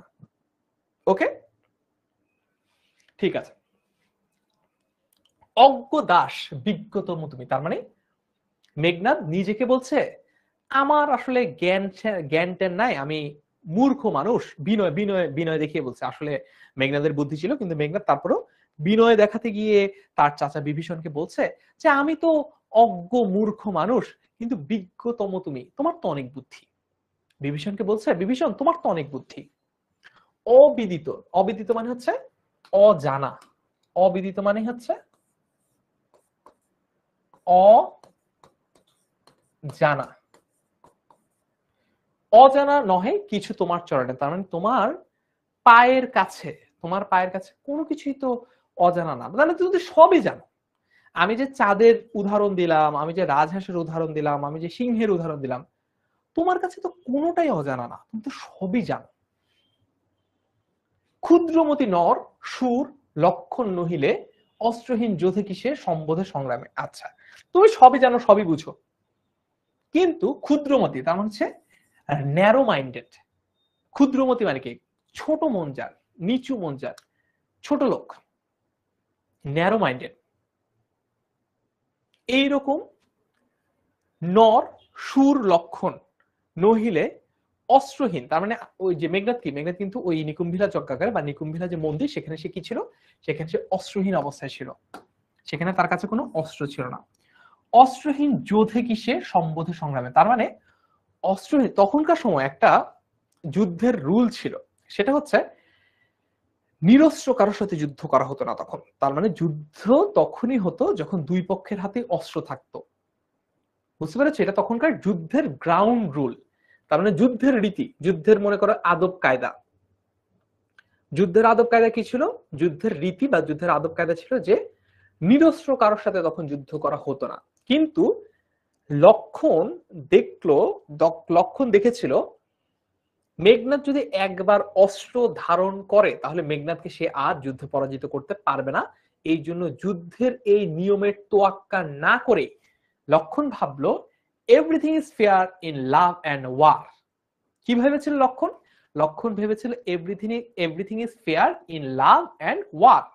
এই জন্য লক্ষণ জানতো যে অস্ত্র ছাড়া যুদ্ধের আহ্বান জানানোটা যুদ্ধের রীতির সাথে যায় না, কিন্তু স্টিল সে মেঘনাদের সাথে অস্ত্রহীন অবস্থায় যুদ্ধ করতে চেয়েছিল। তার মানে তখন লক্ষণের হাতে অস্ত্র আছে, লক্ষণের হাতে মনে করো তলোয়ার আছে, কিন্তু মেঘনাদের হাতে কোনো তলোয়ার নাই। মেঘনাদ যখন তার চাচা বিভীষণকে বলছে যে চাচা সাইডে সরেন, আমাকে অস্ত্রাগারে গিয়ে অস্ত্র আনতে দেন, তখন কিন্তু বিভীষণ তাকে অস্ত্র আনতে দিতেও দেয় নাই, আনতে দেয় নাই। বুঝছে এতটুকু পর্যন্ত? আচ্ছা, ক্লাস বড়জোর আর 20 মিনিট চলবে, মানে বড়জোর আমরা 9:30 পর্যন্ত ক্লাসটা করব। অস্ত্রহীন যোধে কি সম্বোধে সংগ্রামে কহ মহারথী, তার মানে বিভীষণকে বলছে এ কি মহারথী প্রথা, তার মানে এটা কি যুদ্ধের প্রথা হলো? যুদ্ধের কিছু আদব কায়দা আছে না, এটা কেমন কথা যে আমার হাতে অস্ত্র নাই ও বলে আমার সাথে যুদ্ধ করবে? অলরাইট, সো আমাদের কবিতাটা দুইটা পার্ট, আমরা প্রথম পার্টটা অলরেডি বুঝে ফেললাম। আমরা এখন কিছু পোলের মাধ্যমে, ইন ক্লাস পোলের মাধ্যমে আমরা কিছু প্রশ্ন সলভ করব। আমরা দেখবো লিডার বোর্ডে কারা ফার্স্ট সেকেন্ড থার্ড হচ্ছে, এখান থেকে আমরা বুঝতে পারবো যে কারা ক্লাসটা মনোযোগ দিয়ে করেছে। ঠিক আছে, এখন তো যারা যারা দুষ্টুমি করেছো তারা ধরা খাবা। সো বাকিরা কি প্রিপেয়ার্ড? আর আমাদের কিন্তু অলরেডি এই কবিতাটা দুইটা পার্ট, সো কবিতাটার একটা পার্ট আমরা অলরেডি কমপ্লিট করে ফেলেছি এবং পুরো কবিতাটার যে প্রেক্ষাপটটা, সেই প্রেক্ষাপটটা আমরা খুব ভালো মতো ইনশাল্লাহ বুঝে ফেলেছি। রাইট, সো কবিতাটা আমরা বাকি যে অংশটা সেইটা আমরা আজকের ক্লাসে পড়ছি না, এইটা আমরা মূলত পড়বো আমাদের পেইড ক্লাসে। আবারও বলি, আমি যদি একটু তোমাদেরকে ব্যাপারটা ক্লিয়ারলি বোঝাই, আমাদের এখন যে ক্লাসগুলো হচ্ছে এই ক্লাসগুলো না হচ্ছে basic building, basic building. So basic building ক্লাসে আমরা বিভীষণের একটা ক্লাস নিলাম। এই একটা ক্লাসে আমি মূলত তোমাদের কি করলাম, একটা ক্লাসে আমি মূলত তোমাদেরকে প্রেক্ষাপটটা বুঝাই দিলাম যে কেন এই কবিতাটা কোন প্রেক্ষাপটে লেখা হয়েছে এবং কবিতার একটা অংশ, কবিতার অর্ধেক বুঝাইলাম, তাহলে ভাইয়া কবিতার বাকি অর্ধেক তো বাকি থেকে গেল। কবিতার বাকি অর্ধেক তুমি দুইটা কাজ করতে পারো। এক, কবিতার বাকি অর্ধেক মানে কবিতার শেষাংশ যেটাকে বলা হয়, কবিতার শেষাংশ তুমি বাসায় নিজে পড়বা, রিডিং পড়লেই হবে, বাসায় পড়বা, অথবা অথবা এই বেসিক বিল্ডিং ক্লাসের পরে সেপ্টেম্বর থেকে আমাদের মেইন কোর্সের পেইড ক্লাস শুরু হবে। মেইন কোর্সের পেইড ক্লাস শুরু হবে। এই পেইড ক্লাসে আমরা বিভীষণের প্রতি মেঘনাদ, এটা হবে আমাদের মেঘনাদ। এই কবিতাটা দুইটা ক্লাস হবে, একটা হচ্ছে পার্ট 1 আর একটা হচ্ছে পার্ট 2। এই পার্ট 1 এ কিন্তু আজকের ক্লাসে যা যা পড়ানো হয়েছে, এই পার্ট 1 এ কিন্তু আজকের ক্লাসে যা যা পড়ানো হয়েছে, প্রেক্ষাপট বলো, কবিতার অর্ধেক বলো, এইটা আবারও পড়ানো হবে। বুঝছো? সো বেসিক্যালি আমরা এই পুরো কোর্সটার জন্য বিভীষণের প্রতি মেঘনাদ 3টা ক্লাস নিচ্ছি। প্রথম ক্লাসটা হচ্ছে বেসিক বিল্ডিং ক্লাস, যেটা আমরা আজকে নিলাম। ক্লাস এখনো শেষ হয়নি, আমরা কিছু কুইজ প্র্যাকটিস। সো কবিতাটার প্রেক্ষাপটটা বললাম, কনটেক্সট বললাম, কবিতার পেছনের গল্পটা বললাম, যাতে তোমাদের কবিতাটা ওভারঅল আন্ডারস্ট্যান্ডিংটা ভালো হয়। কবিতার অর্ধেক পড়িয়ে দিলাম, বাকি অর্ধেক তুমি চাইলে বাসায় নিজেই পড়ে ফেলতে পারো। এখন আজকের বেসিক বিল্ডিং ক্লাসটা যদি কেউ মিস করে, আজকের ক্লাসটাতে কেউ যদি অ্যাটেন্ড না করে, পরবর্তীতে যদি কেউ আমাদের পেইড কোর্সে ভর্তি হয়, তাহলেও কিন্তু সে দুইটা ক্লাসের মাধ্যমে, পার্ট 1 এবং পার্ট 2 এর মাধ্যমে পুরো কবিতাটাই পেয়ে যাচ্ছে শুধুমাত্র আমাদের পেইড ক্লাস থেকে। তার মানে সবচেয়ে এগিয়ে থাকবে যারা যারা আজকের বেসিক বিল্ডিং ক্লাসটাও করলো, পাশাপাশি পেইড দুইটা ক্লাসও করবে তারা। বাট কেউ যদি শুধুমাত্র পেইড ক্লাসও করে এই দুইটা, তাহলে কিন্তু সে বিভীষণের প্রতি মেঘনাদটা ভালোভাবে বুঝতে পারবে। Clear? Done? Yes, very good. Okay, এখন কুইজে যাব। কুইজে যাওয়ার আগে আরেকবার একটু বলে নেই, যেহেতু অনেকে কেটে পড়ছো, আমাদের আজকে ক্লাসে তোমাদের কেমন লেগেছে, ওভারঅল ক্লাসের এক্সপিরিয়েন্সটা তোমরা লিখে জানাবা। এইচএসসি 27 স্টার স্টুডেন্টস 10 এমএস এই ফ্রি ফেসবুক গ্রুপে, অলরাইট, এই ফ্রি ফেসবুক গ্রুপে তোমরা আজকে ক্লাসের রিভিউটা লিখে জানাবা। চলো আমরা বাকি সময়টাতে আমাদের কুইজগুলো সলভ করার ট্রাই করি। সো প্রথম প্রশ্ন, অমিত্রাক্ষর ছন্দে রচিত এবং প্রকাশিত মাইকেলের প্রথম কাব্য কোনটি? Question number 1। যদি আজকে পড়াই নেই, দেখি তোমরা ওয়াইল্ড গেস করে এটার উত্তর দিতে পারো কিনা।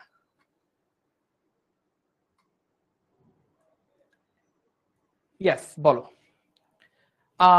অনেকে প্রশ্ন করছে ভাইয়া মাস্টার বুক কবে দিবেন? মাস্টার বুক অলরেডি প্রিন্টে চলে গেছে, প্রেসে প্রিন্ট হচ্ছে, ইনশাল্লাহ সেপ্টেম্বরের শুরুতে, মানে আগামী মাসের শুরুর দিকে ইনশাল্লাহ পেয়ে যাওয়া। আর যারা যেই সিরিয়ালে অর্ডার করেছো তাদের কাছে সেই সিরিয়ালেই পাঠানো হবে। সো এখনো যারা অর্ডার করো নাই, অর্ডার করে ফেলো, তাহলে কিন্তু আগে আগে পাবা। কারণ এখন যদি অর্ডার করো তাহলে কিন্তু অলরেডি যারা আগে অর্ডার করেছে তাদের পরে তোমার অর্ডারটা যাবে। ওকে, ঠিক আছে। অনেকে একের এ বলছো, পোলে অপশন আছে কিন্তু, poll poll poll app app চালাও, অ্যাপে দাও। একের উত্তর কি? একের উত্তর সবাই ভুল করছো, এটা তো তিলোত্তমা হবে, তিলোত্তমা। তিলোত্তমা সম্ভব কাব্য, একে D is the correct answer. High high, ভুল হয়ে গেল, একে D is the correct answer. তার মানে এই ধরনের প্রশ্ন কিন্তু এইচএসসি তে আসবে। তখন যদি বলো ভাইয়া এটা তো আপনি পড়ান নাই, এই প্রসঙ্গে কবি কি বলেছেন জানো? সারা রাত করিলাম পাঠ গীতা, সকালে সে উঠিয়া জিজ্ঞাসিল কার বাবা সীতা। শুনছো এটা কখনো? সারা রাত করিলাম পাঠ গীতা, সকালে সে উঠিয়া জিজ্ঞাসিল কার বাবা সীতা। তার মানে এই যে যারা মনোযোগ দিয়ে পড়ে না, সীতা কারো বাবা কিভাবে হবে? সীতা তো একজন নারী, তিনি হলে কারো মা হবেন, তাই না? সে তো আর বাবা হবেন না। তো এই যে মনোযোগ দিয়ে না পড়লে কি হয়, সারা রাত গীতা পাঠ করলাম, সকালবেলা উঠে একজন জিজ্ঞেস করছে যে সীতা কার বাবার নাম। মনোযোগ দিয়ে না পড়লে তোমাদের অবস্থা এমন হবে। তোমাদেরকে নিয়ে তখন আমি বলবো সারা রাত করিলাম পাঠ গীতা, সকালে সে উঠিয়া জিজ্ঞাসিল কার বাবা সীতা। ওকে, একের D is the correct answer. আমরা একটু দেখি কারা কারা ফার্স্ট সেকেন্ড থার্ড হলো। আমরা একটু দেখি কারা কারা ফার্স্ট সেকেন্ড থার্ড হলো? ওকে, সো জান্নাতুল শাহরিন সেকেন্ড হয়েছে, রক্তিম থার্ড হয়েছে, আর ফোর্থ হয়েছে জান্নাতুল ফেরদৌস। তোমাদের তিনজনকে অনেক অনেক কংগ্রাচুলেশন। পরের প্রশ্নটাতে যদি আমরা যাই,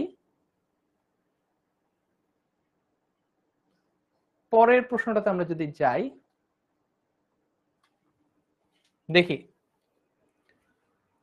আচ্ছা, এটা আমি বলে দিচ্ছি, বিভীষণের প্রতি মেঘনাদ কবিতাটি কতটি স্বর্গে বিভক্ত। স্বর্গ মানে হচ্ছে বেহেশত বোঝায় নাই, স্বর্গ বলতে এখানে আসলে কয়টা ভাগ বুঝাইছে, ভাগ। বইতে আছে, বইয়ে সরাসরি এটার উত্তর আছে, এটার উত্তর হচ্ছে 9টি স্বর্গে। এই যে এইটা মনে হয় আমরা পারবো, তাই না? এইটা তাহলে পোল দিলে নিশ্চয়ই পারবো। 3 নম্বর, বিভীষণের প্রতি মেঘনাদ কবিতায় বর্ণিত রাবণের রাজ্যের নাম কি? এটা পারবো না, এটা কিন্তু মনোযোগ দিয়ে সবাই পারা উচিত। ওকে, চলো দেখি এটা আমরা পারি কিনা।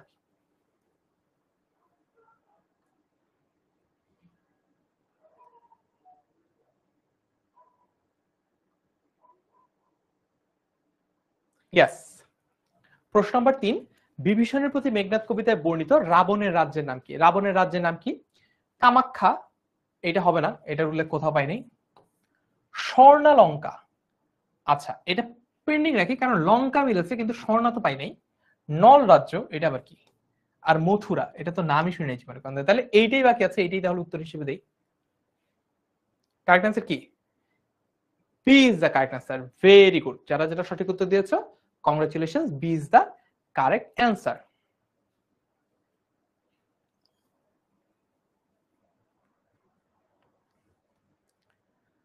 অল রাইট,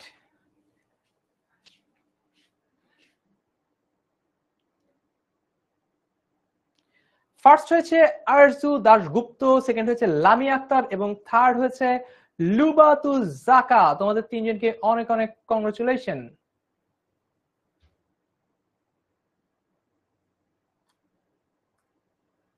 ঠিক আছে, পরের প্রশ্নে যাই। লক্ষণের মায়ের নাম কি? হাই হাই সর্বনাশ, কি কঠিন প্রশ্ন। লক্ষণের মায়ের নাম কি? সুমিত্রা, নিকোষা সতী, সৌদামিনী, অন্নপূর্ণা। এটা আজকে ক্লাসে তোমাদেরকে পড়ানো হয় নাই, তো বলে যাব না, আমি মুখেই বলে দিই। এর আগে তোমরা একটু গেস করতে পারো, দেখি তোমরা গেস করো লক্ষণের মায়ের নাম কি। তার মানে বাই দ্য ওয়ে, লক্ষণের মা আর কিন্তু রামের মা আর লক্ষণের মা কিন্তু সেম না। আগেই বলছি রাম আর লক্ষণ কিন্তু সৎ ভাই। সো লক্ষণের মায়ের নাম কি? নিকোষা সতী। আমরা দেখো, আমরা একটা নামই এখানে পারি, সেটা হলো নিকোষা সতী। কিন্তু সমস্যা হলো নিকোষা সতী কার বাবা? না থুকু, কার মা? নিকোষা সতী হচ্ছে বিভীষণের মা, তাই না? নিকোষা সতী তোমার মা, এটা কি বলছে? তোমার জননী, এটা কি বলেছিল? এটা ভাতিজা মেঘনাদ পণ্ডিতি করে তার চাচাকে বলেছিল। তার মানে তার মেঘনাদের দাদি, মেঘনাদের দাদি হলো নিকোষা সতী। তো নিকোষা সতী পরিচিত হলো, নিকোষা সতী should not be the answer, তাই না? এটা তো হবে না। কারেক্ট অ্যান্সার কি? কারেক্ট অ্যান্সার হচ্ছে এ, সুমিত্রা। যারা যারা কারেক্ট অ্যান্সার দিয়েছে, যেমন Pramila, Shreya, sorry Susmita, very good. যারা আমাদের ক্লাস শুরু হওয়ার আগেই অলরেডি কবিতাটা পড়ে ফেলেছো, তাদেরকে অনেক অনেক ধন্যবাদ বাংলাটাকে সিরিয়াসলি নেওয়ার জন্য এবং পড়ালেখা স্টার্ট করে দেওয়ার জন্য। পরের প্রশ্ন, এটাও যেহেতু পড়াই নেই, আমি তোমাদেরকে বলে দিই ষষ্ঠ স্বর্গ থেকে 6 নাম্বার। আচ্ছা, এইটা পারি কিনা দেখি। নিকুম্ভিলা যজ্ঞাগারে প্রগলভে পশিল দম্ভী। প্রগলভে মানে কি? এইখানে প্রগলভে এই শব্দটার মানে কি? 6 নাম্বার, দেখি এটা আমরা পারি কিনা, এটা আমরা পারি কিনা দেখি।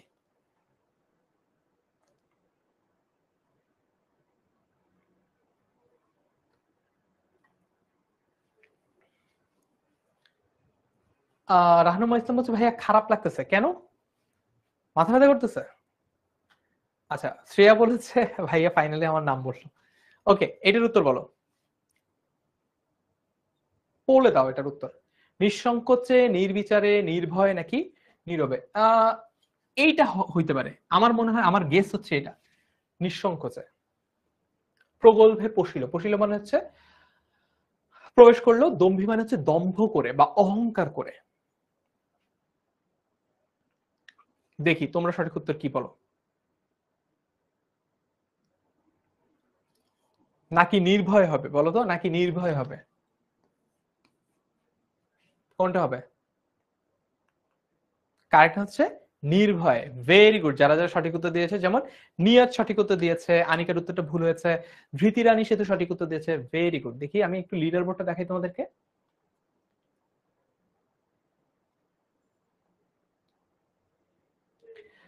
ফার্স্ট হয়েছে সাফানা ইসলাম, সেকেন্ড হচ্ছে আফসানা আক্তার মুনিয়া, এবং থার্ড হয়েছে ফাইজা খন্দকার জুই। তোমাদের তিনজনকে অনেক অনেক কংগ্রেচুলেশন। ইয়াস, ভেরি গুড, ফ্যান্টাস্টিক। পরের প্রশ্ন, নন্দন কাননে ভ্রমে দুরাচার দৈত্য। এখানে দুরাচারকে, এই পার্টটা আজকের কবিতায় পড়ানো হয়নি যদিও, দেখি পারি কিনা, কমেন্টে উত্তর দাও। নন্দন কাননে ভ্রমে, নন্দন মানে হচ্ছে একদম বেহেস্তের যে বাগান, ঠিক আছে, একদম সাজানো গুছানো বাগানে, ভ্রমে মানে হচ্ছে ভ্রমণ করে, দুরাচার, দুরাচার মানে হচ্ছে দূরের দৈত্য। খারাপ কারোর কথা বলছে, মানে একদম আমি এই কবিতা এই লাইনটা পড়লেই বুঝি যে বোঝানো হচ্ছে যে লঙ্কা রাজ্য, যে সাজানো গোছানো বাগানটা, সেই সাজানো গোছানো বাগানে দূরের কোন দৈত্য এসে পড়েছে। তার মানে নিশ্চয়ই এটা রাম অথবা লক্ষণ হবে। এটা কি হবে? রাম হবে অথবা লক্ষণ হবে। এটা বিভীষণ আর কুম্ভকর্ণ হবে না, তাই না? 7 নাম্বার, রাম অথবা লক্ষণ হবে। এইবার তোমরা গেস করো, এটা হচ্ছে আমাদের কত নম্বর প্রশ্ন? 7 নাম্বার প্রশ্ন। এইবার তোমরা গেস করো কোনটা হবে। বাই দ্য ওয়ে, আমরা পুরো কবিতাটায় কোথাও কিন্তু রাম ওখানে উপস্থিত এরকম কোনো হিন্টই পাইনি।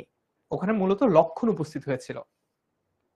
মানে রাম ওই যুদ্ধটাতে ছিল, রাম যুদ্ধটা করছিল রাবণদের বিরুদ্ধে, কিন্তু ওই পার্টিকুলার সিনটাতে, নাটকের ওই অংশে রামের অস্তিত্ব আমরা পাইনি। যদিও এক দুই জায়গায় বিভীষণ নিজেকে রাঘব দাস বলেছে, রামের আনুগত্য সে স্বীকার করেছে বলেছে, কিন্তু রাম ওখানে উপস্থিত আমরা পাইনি।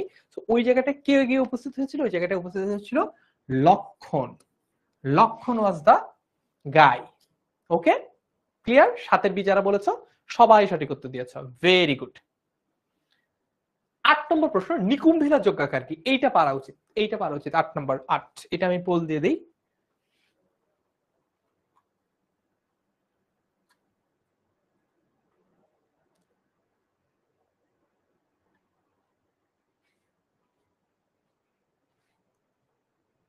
নিকুম্ভিলা যজ্ঞাকার কি?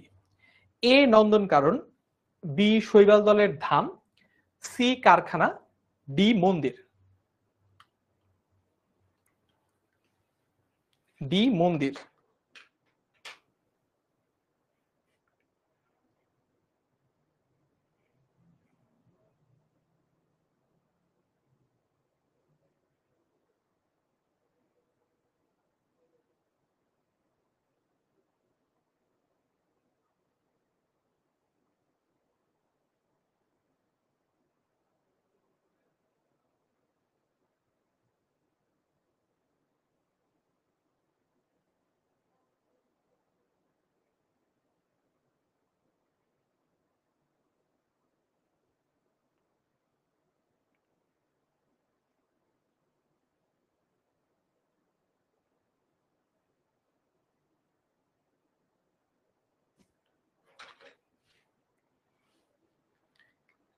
সো কারেক্ট আনসার কি?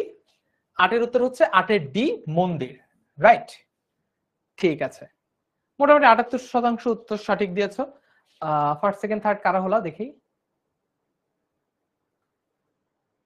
ফার্স্ট হয়েছে মাইশা 3-1 গো, সেকেন্ড হয়েছে মোহাম্মদ হাবিবুর রহমান, এবং থার্ড হয়েছে শাগুফতা। All right. আচ্ছা, নিয়াজ বলছে পোল আসতে অনেক লেট হচ্ছে, খুব সম্ভবত তোমার ইন্টারনেট একটু স্লো, সমস্যা নাই, ট্রাই করতে থাকো। 9 নাম্বার, সুলিশ শম্ভুনিপ কাকে বলা হতো? সুলিশ শম্ভুনিপ কাকে বলা হতো? এটা কুম্ভকর্ণকে বলা হতো, এটা আমরা পড়েছি এক জায়গায়।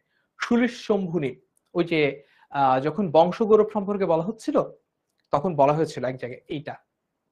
10 নম্বর, আজকের দিনে লাস্ট কুইজ, আজকের লাস্ট কুইজ। পরদোষে কে চাহে মজিতে উক্তিটি কার? উক্তিটা কার? আচ্ছা তোমরা গেস করো, এটা যেহেতু এই কবিতার পরের অংশে, শেষাংশে তোমরা এটা পাবা, যেটা আজকে পড়াই নেই, তোমরা পোলে না, তোমরা গেস করো দেখি কে বলেছে এটা। এইটা বলো।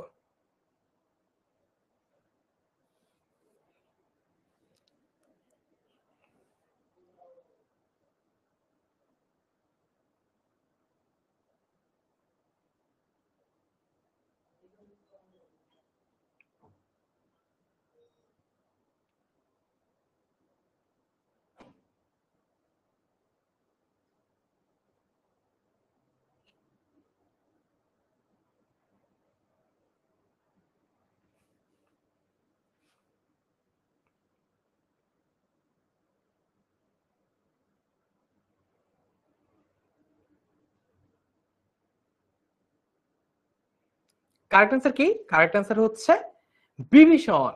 ইয়াস, Bibhishan is the correct answer. So 10টাই আমরা কিন্তু সলভ করে ফেললাম মোটামুটি। ওকে, সো এরপরে বিভীষণের প্রতি মেঘনা দ্বিতীয় অংশ আছে। দ্বিতীয় অংশ আজকে পড়াচ্ছি না, দ্বিতীয় অংশ মূলত আমাদের পেইড কোর্সের স্টুডেন্টদের জন্য বরাদ্দ থাকছে। আজকের ক্লাসটা আমরা বিভীষণের প্রতি মেঘনা প্রথম অংশ দিয়ে শেষ করছি। সো তোমরা এখন আমাকে একটু লিখে জানাতে পারো আজকের ক্লাসে তোমাদের কাছে কেমন লেগেছে, কঠিন কি বেশি মনে হচ্ছে কিনা, নাকি মনে হচ্ছে যদি একবার দুবার রিডিং পড়ো তাহলে পুরোটুকু বুঝতে পারবা, সেটাও আমাকে একটু লিখে জানাতে পারো। ওকে, আমাদের ক্লাস প্রায় শেষ পর্যায়ে। তোমরা জাস্ট এটা আমাকে লিখে জানাও যে আজকের ক্লাসে তোমাদের কাছে কেমন লেগেছে, ক্লাসে কোন জিনিসগুলো ভালো লেগেছে, ক্লাসে কোন জিনিসগুলো খারাপ লেগেছে বা ইমপ্রুভমেন্টের সুযোগ আছে। পাশাপাশি এটাও লিখে জানাতে পারো যে আজকের ক্লাস নিয়ে তোমার ওভারঅল অনুভূতি, আবেগ কিরকম, সেটা লিখে জানাবা কোথায়? এইচএসসি 27 স্টার স্টুডেন্টস 10ms এই যে গ্রুপটা আছে এইখানে। আর যারা যারা আজকে প্রথম ক্লাস করতে এসেছো তাদের জন্য একটা জিনিস একটু জানিয়ে রাখি, আমাদের এই ক্লাসটা শেষ করার পরে ক্লাসটা কেমন লেগেছে তোমার কাছে একটা রেটিং পপ করবে। যেমন মনে করো তুমি যদি পাঠাও বা উবার চড়ো, তোমার কাছে রাইডটা কেমন লেগেছে একটা রেটিং জানতে চাওয়া হয়, বা কোনো অ্যাপ যখন তুমি ডাউনলোড করো গুগল প্লে স্টোর থেকে বা অ্যাপ স্টোর থেকে, তখন যেরকম তোমার কাছে রেটিং জানতে চাওয়া হয় তোমার ওভারঅল এক্সপিরিয়েন্স কেমন। আজকে যে আমি ক্লাসটা তোমাদের নিলাম, এই ক্লাসটা তোমার কেমন লেগেছে, শুধু আমার ক্লাস না, তুমি যে কোনো টিচারের ক্লাস যখন 10 মিনিট স্কুলের অ্যাপে করবা, ক্লাসের শেষে একটু অপেক্ষা করবা, কারণ ক্লাসের একটা রেটিং তোমার সামনে আসবে, মানে তোমার কাছে জানতে চাওয়া হবে ক্লাসের রেটিং তুমি কত রেট করবা। সো ক্লাস যদি ভালো লাগে 5, এরপর যদি এর চেয়ে একটু খারাপ লাগে তাহলে 4, এরপর এর চেয়ে একটু খারাপ যদি লাগে 3, এইভাবে করে তুমি আউট অফ 5 আমাদের প্রত্যেকটা অ্যাপে হওয়া ক্লাসকে রেটিং দিতে পারবা। ওকে, যারা যারা বলেছে এই ক্লাস হ্যাঁ, একজন বলছে আমি মঙ্গল গ্রহে চলে যেতাম আজকের এই ক্লাসটা না করে কবিতাটা পড়লে। আমার মনে হয় তোমার উপর ভর করেছে মঙ্গল না শনি। তো তোমার শনির যে দশা সেটা আগে কাটাতে হবে, বুঝছো? অনেক ভালো, আমার নাম নেবেন প্লিজ, চৈতি, ভালো নাম নিলাম চৈতির। আলহামদুলিল্লাহ ভাইয়া। আফসানা বলছে মাইন্ড ব্লোয়িং, বলেছে শুভদীশ, মানে মাইন্ড ব্লোয়িং না মাইন্ড বগলিং। ভাইয়া মাস্টার বুক কিভাবে পাবো? 16910 নম্বরে কল দিয়ে তুমি তোমার অর্ডারটা কনফার্ম করলে আমরা যখন বইটা প্রিন্ট কমপ্লিট হয়ে যাবে আমরা সবাইকে পাঠিয়ে দিব, যার যার বাসায় ফ্রিতে ডেলিভারি করে দিব। রুবাবা হির সুমন বলছে আজকে প্রথম এসেছি ক্লাসে, কেমন লাগলো আজকের 10 মিনিট স্কুলে আমার করা তোমার প্রথম ক্লাসের এক্সপিরিয়েন্স, সেটা লিখে জানাও এইচএসসি গ্রুপে। লিমন হাজরা আমার নামে ভুয়া অভিযোগ দিচ্ছে যে ওর নাম নাকি আমি বলি না, এইমাত্র তাহলে কার নাম বললাম? না সুমাইয়া আক্তার, তোমার কমেন্ট আমি দেখতে পাচ্ছি না, তোমার কমেন্ট হাইড করা। তোমাদের যাদের মনে হয় যে তোমাদের সাথে আমার জমি জমা সংক্রান্ত বিরোধ রয়েছে, যে কারণে তোমাদের নাম আমি দেখা সত্ত্বেও পড়ি না, তাদের জানার সুবিধার্থে আমি জানাচ্ছি যে আসলে এত কমেন্ট আসে স্টুডেন্টদের, ইচ্ছা চাইলেও সবার কমেন্ট পড়া সম্ভব হয় না, number 1। Number 2, this is a class not a radio show যে প্রত্যেকের নাম পড়ে পড়ে আমি বলবো আমি আরজে ফারহান বলছি আজকে আমাদের সাথে জয়েন করার জন্য, এরপরে তোমাদের 14 জনের নাম বলে শুভেচ্ছা জানাতে পারলে আমার ভালো লাগতো, কিন্তু আমার ক্লাসের কন্টেন্টটাও কভার করতে হবে। অলরাইট, সো দেখা হচ্ছে আবার পরবর্তী ক্লাসে। সে পর্যন্ত সবাই ভালো থেকো, সুস্থ থেকো। বাসায় যেয়ে যাতে এইচএসসি 27 স্টার স্টুডেন্টস 10ms গ্রুপে তোমাদের এক গাদা রিভিউ দেখতে পারি, সেই আশা নিয়ে আজকে আমাদের ক্লাসটা এখানে শেষ করছি। আসসালামু আলাইকুম, আল্লাহ হাফেজ সবাইকে।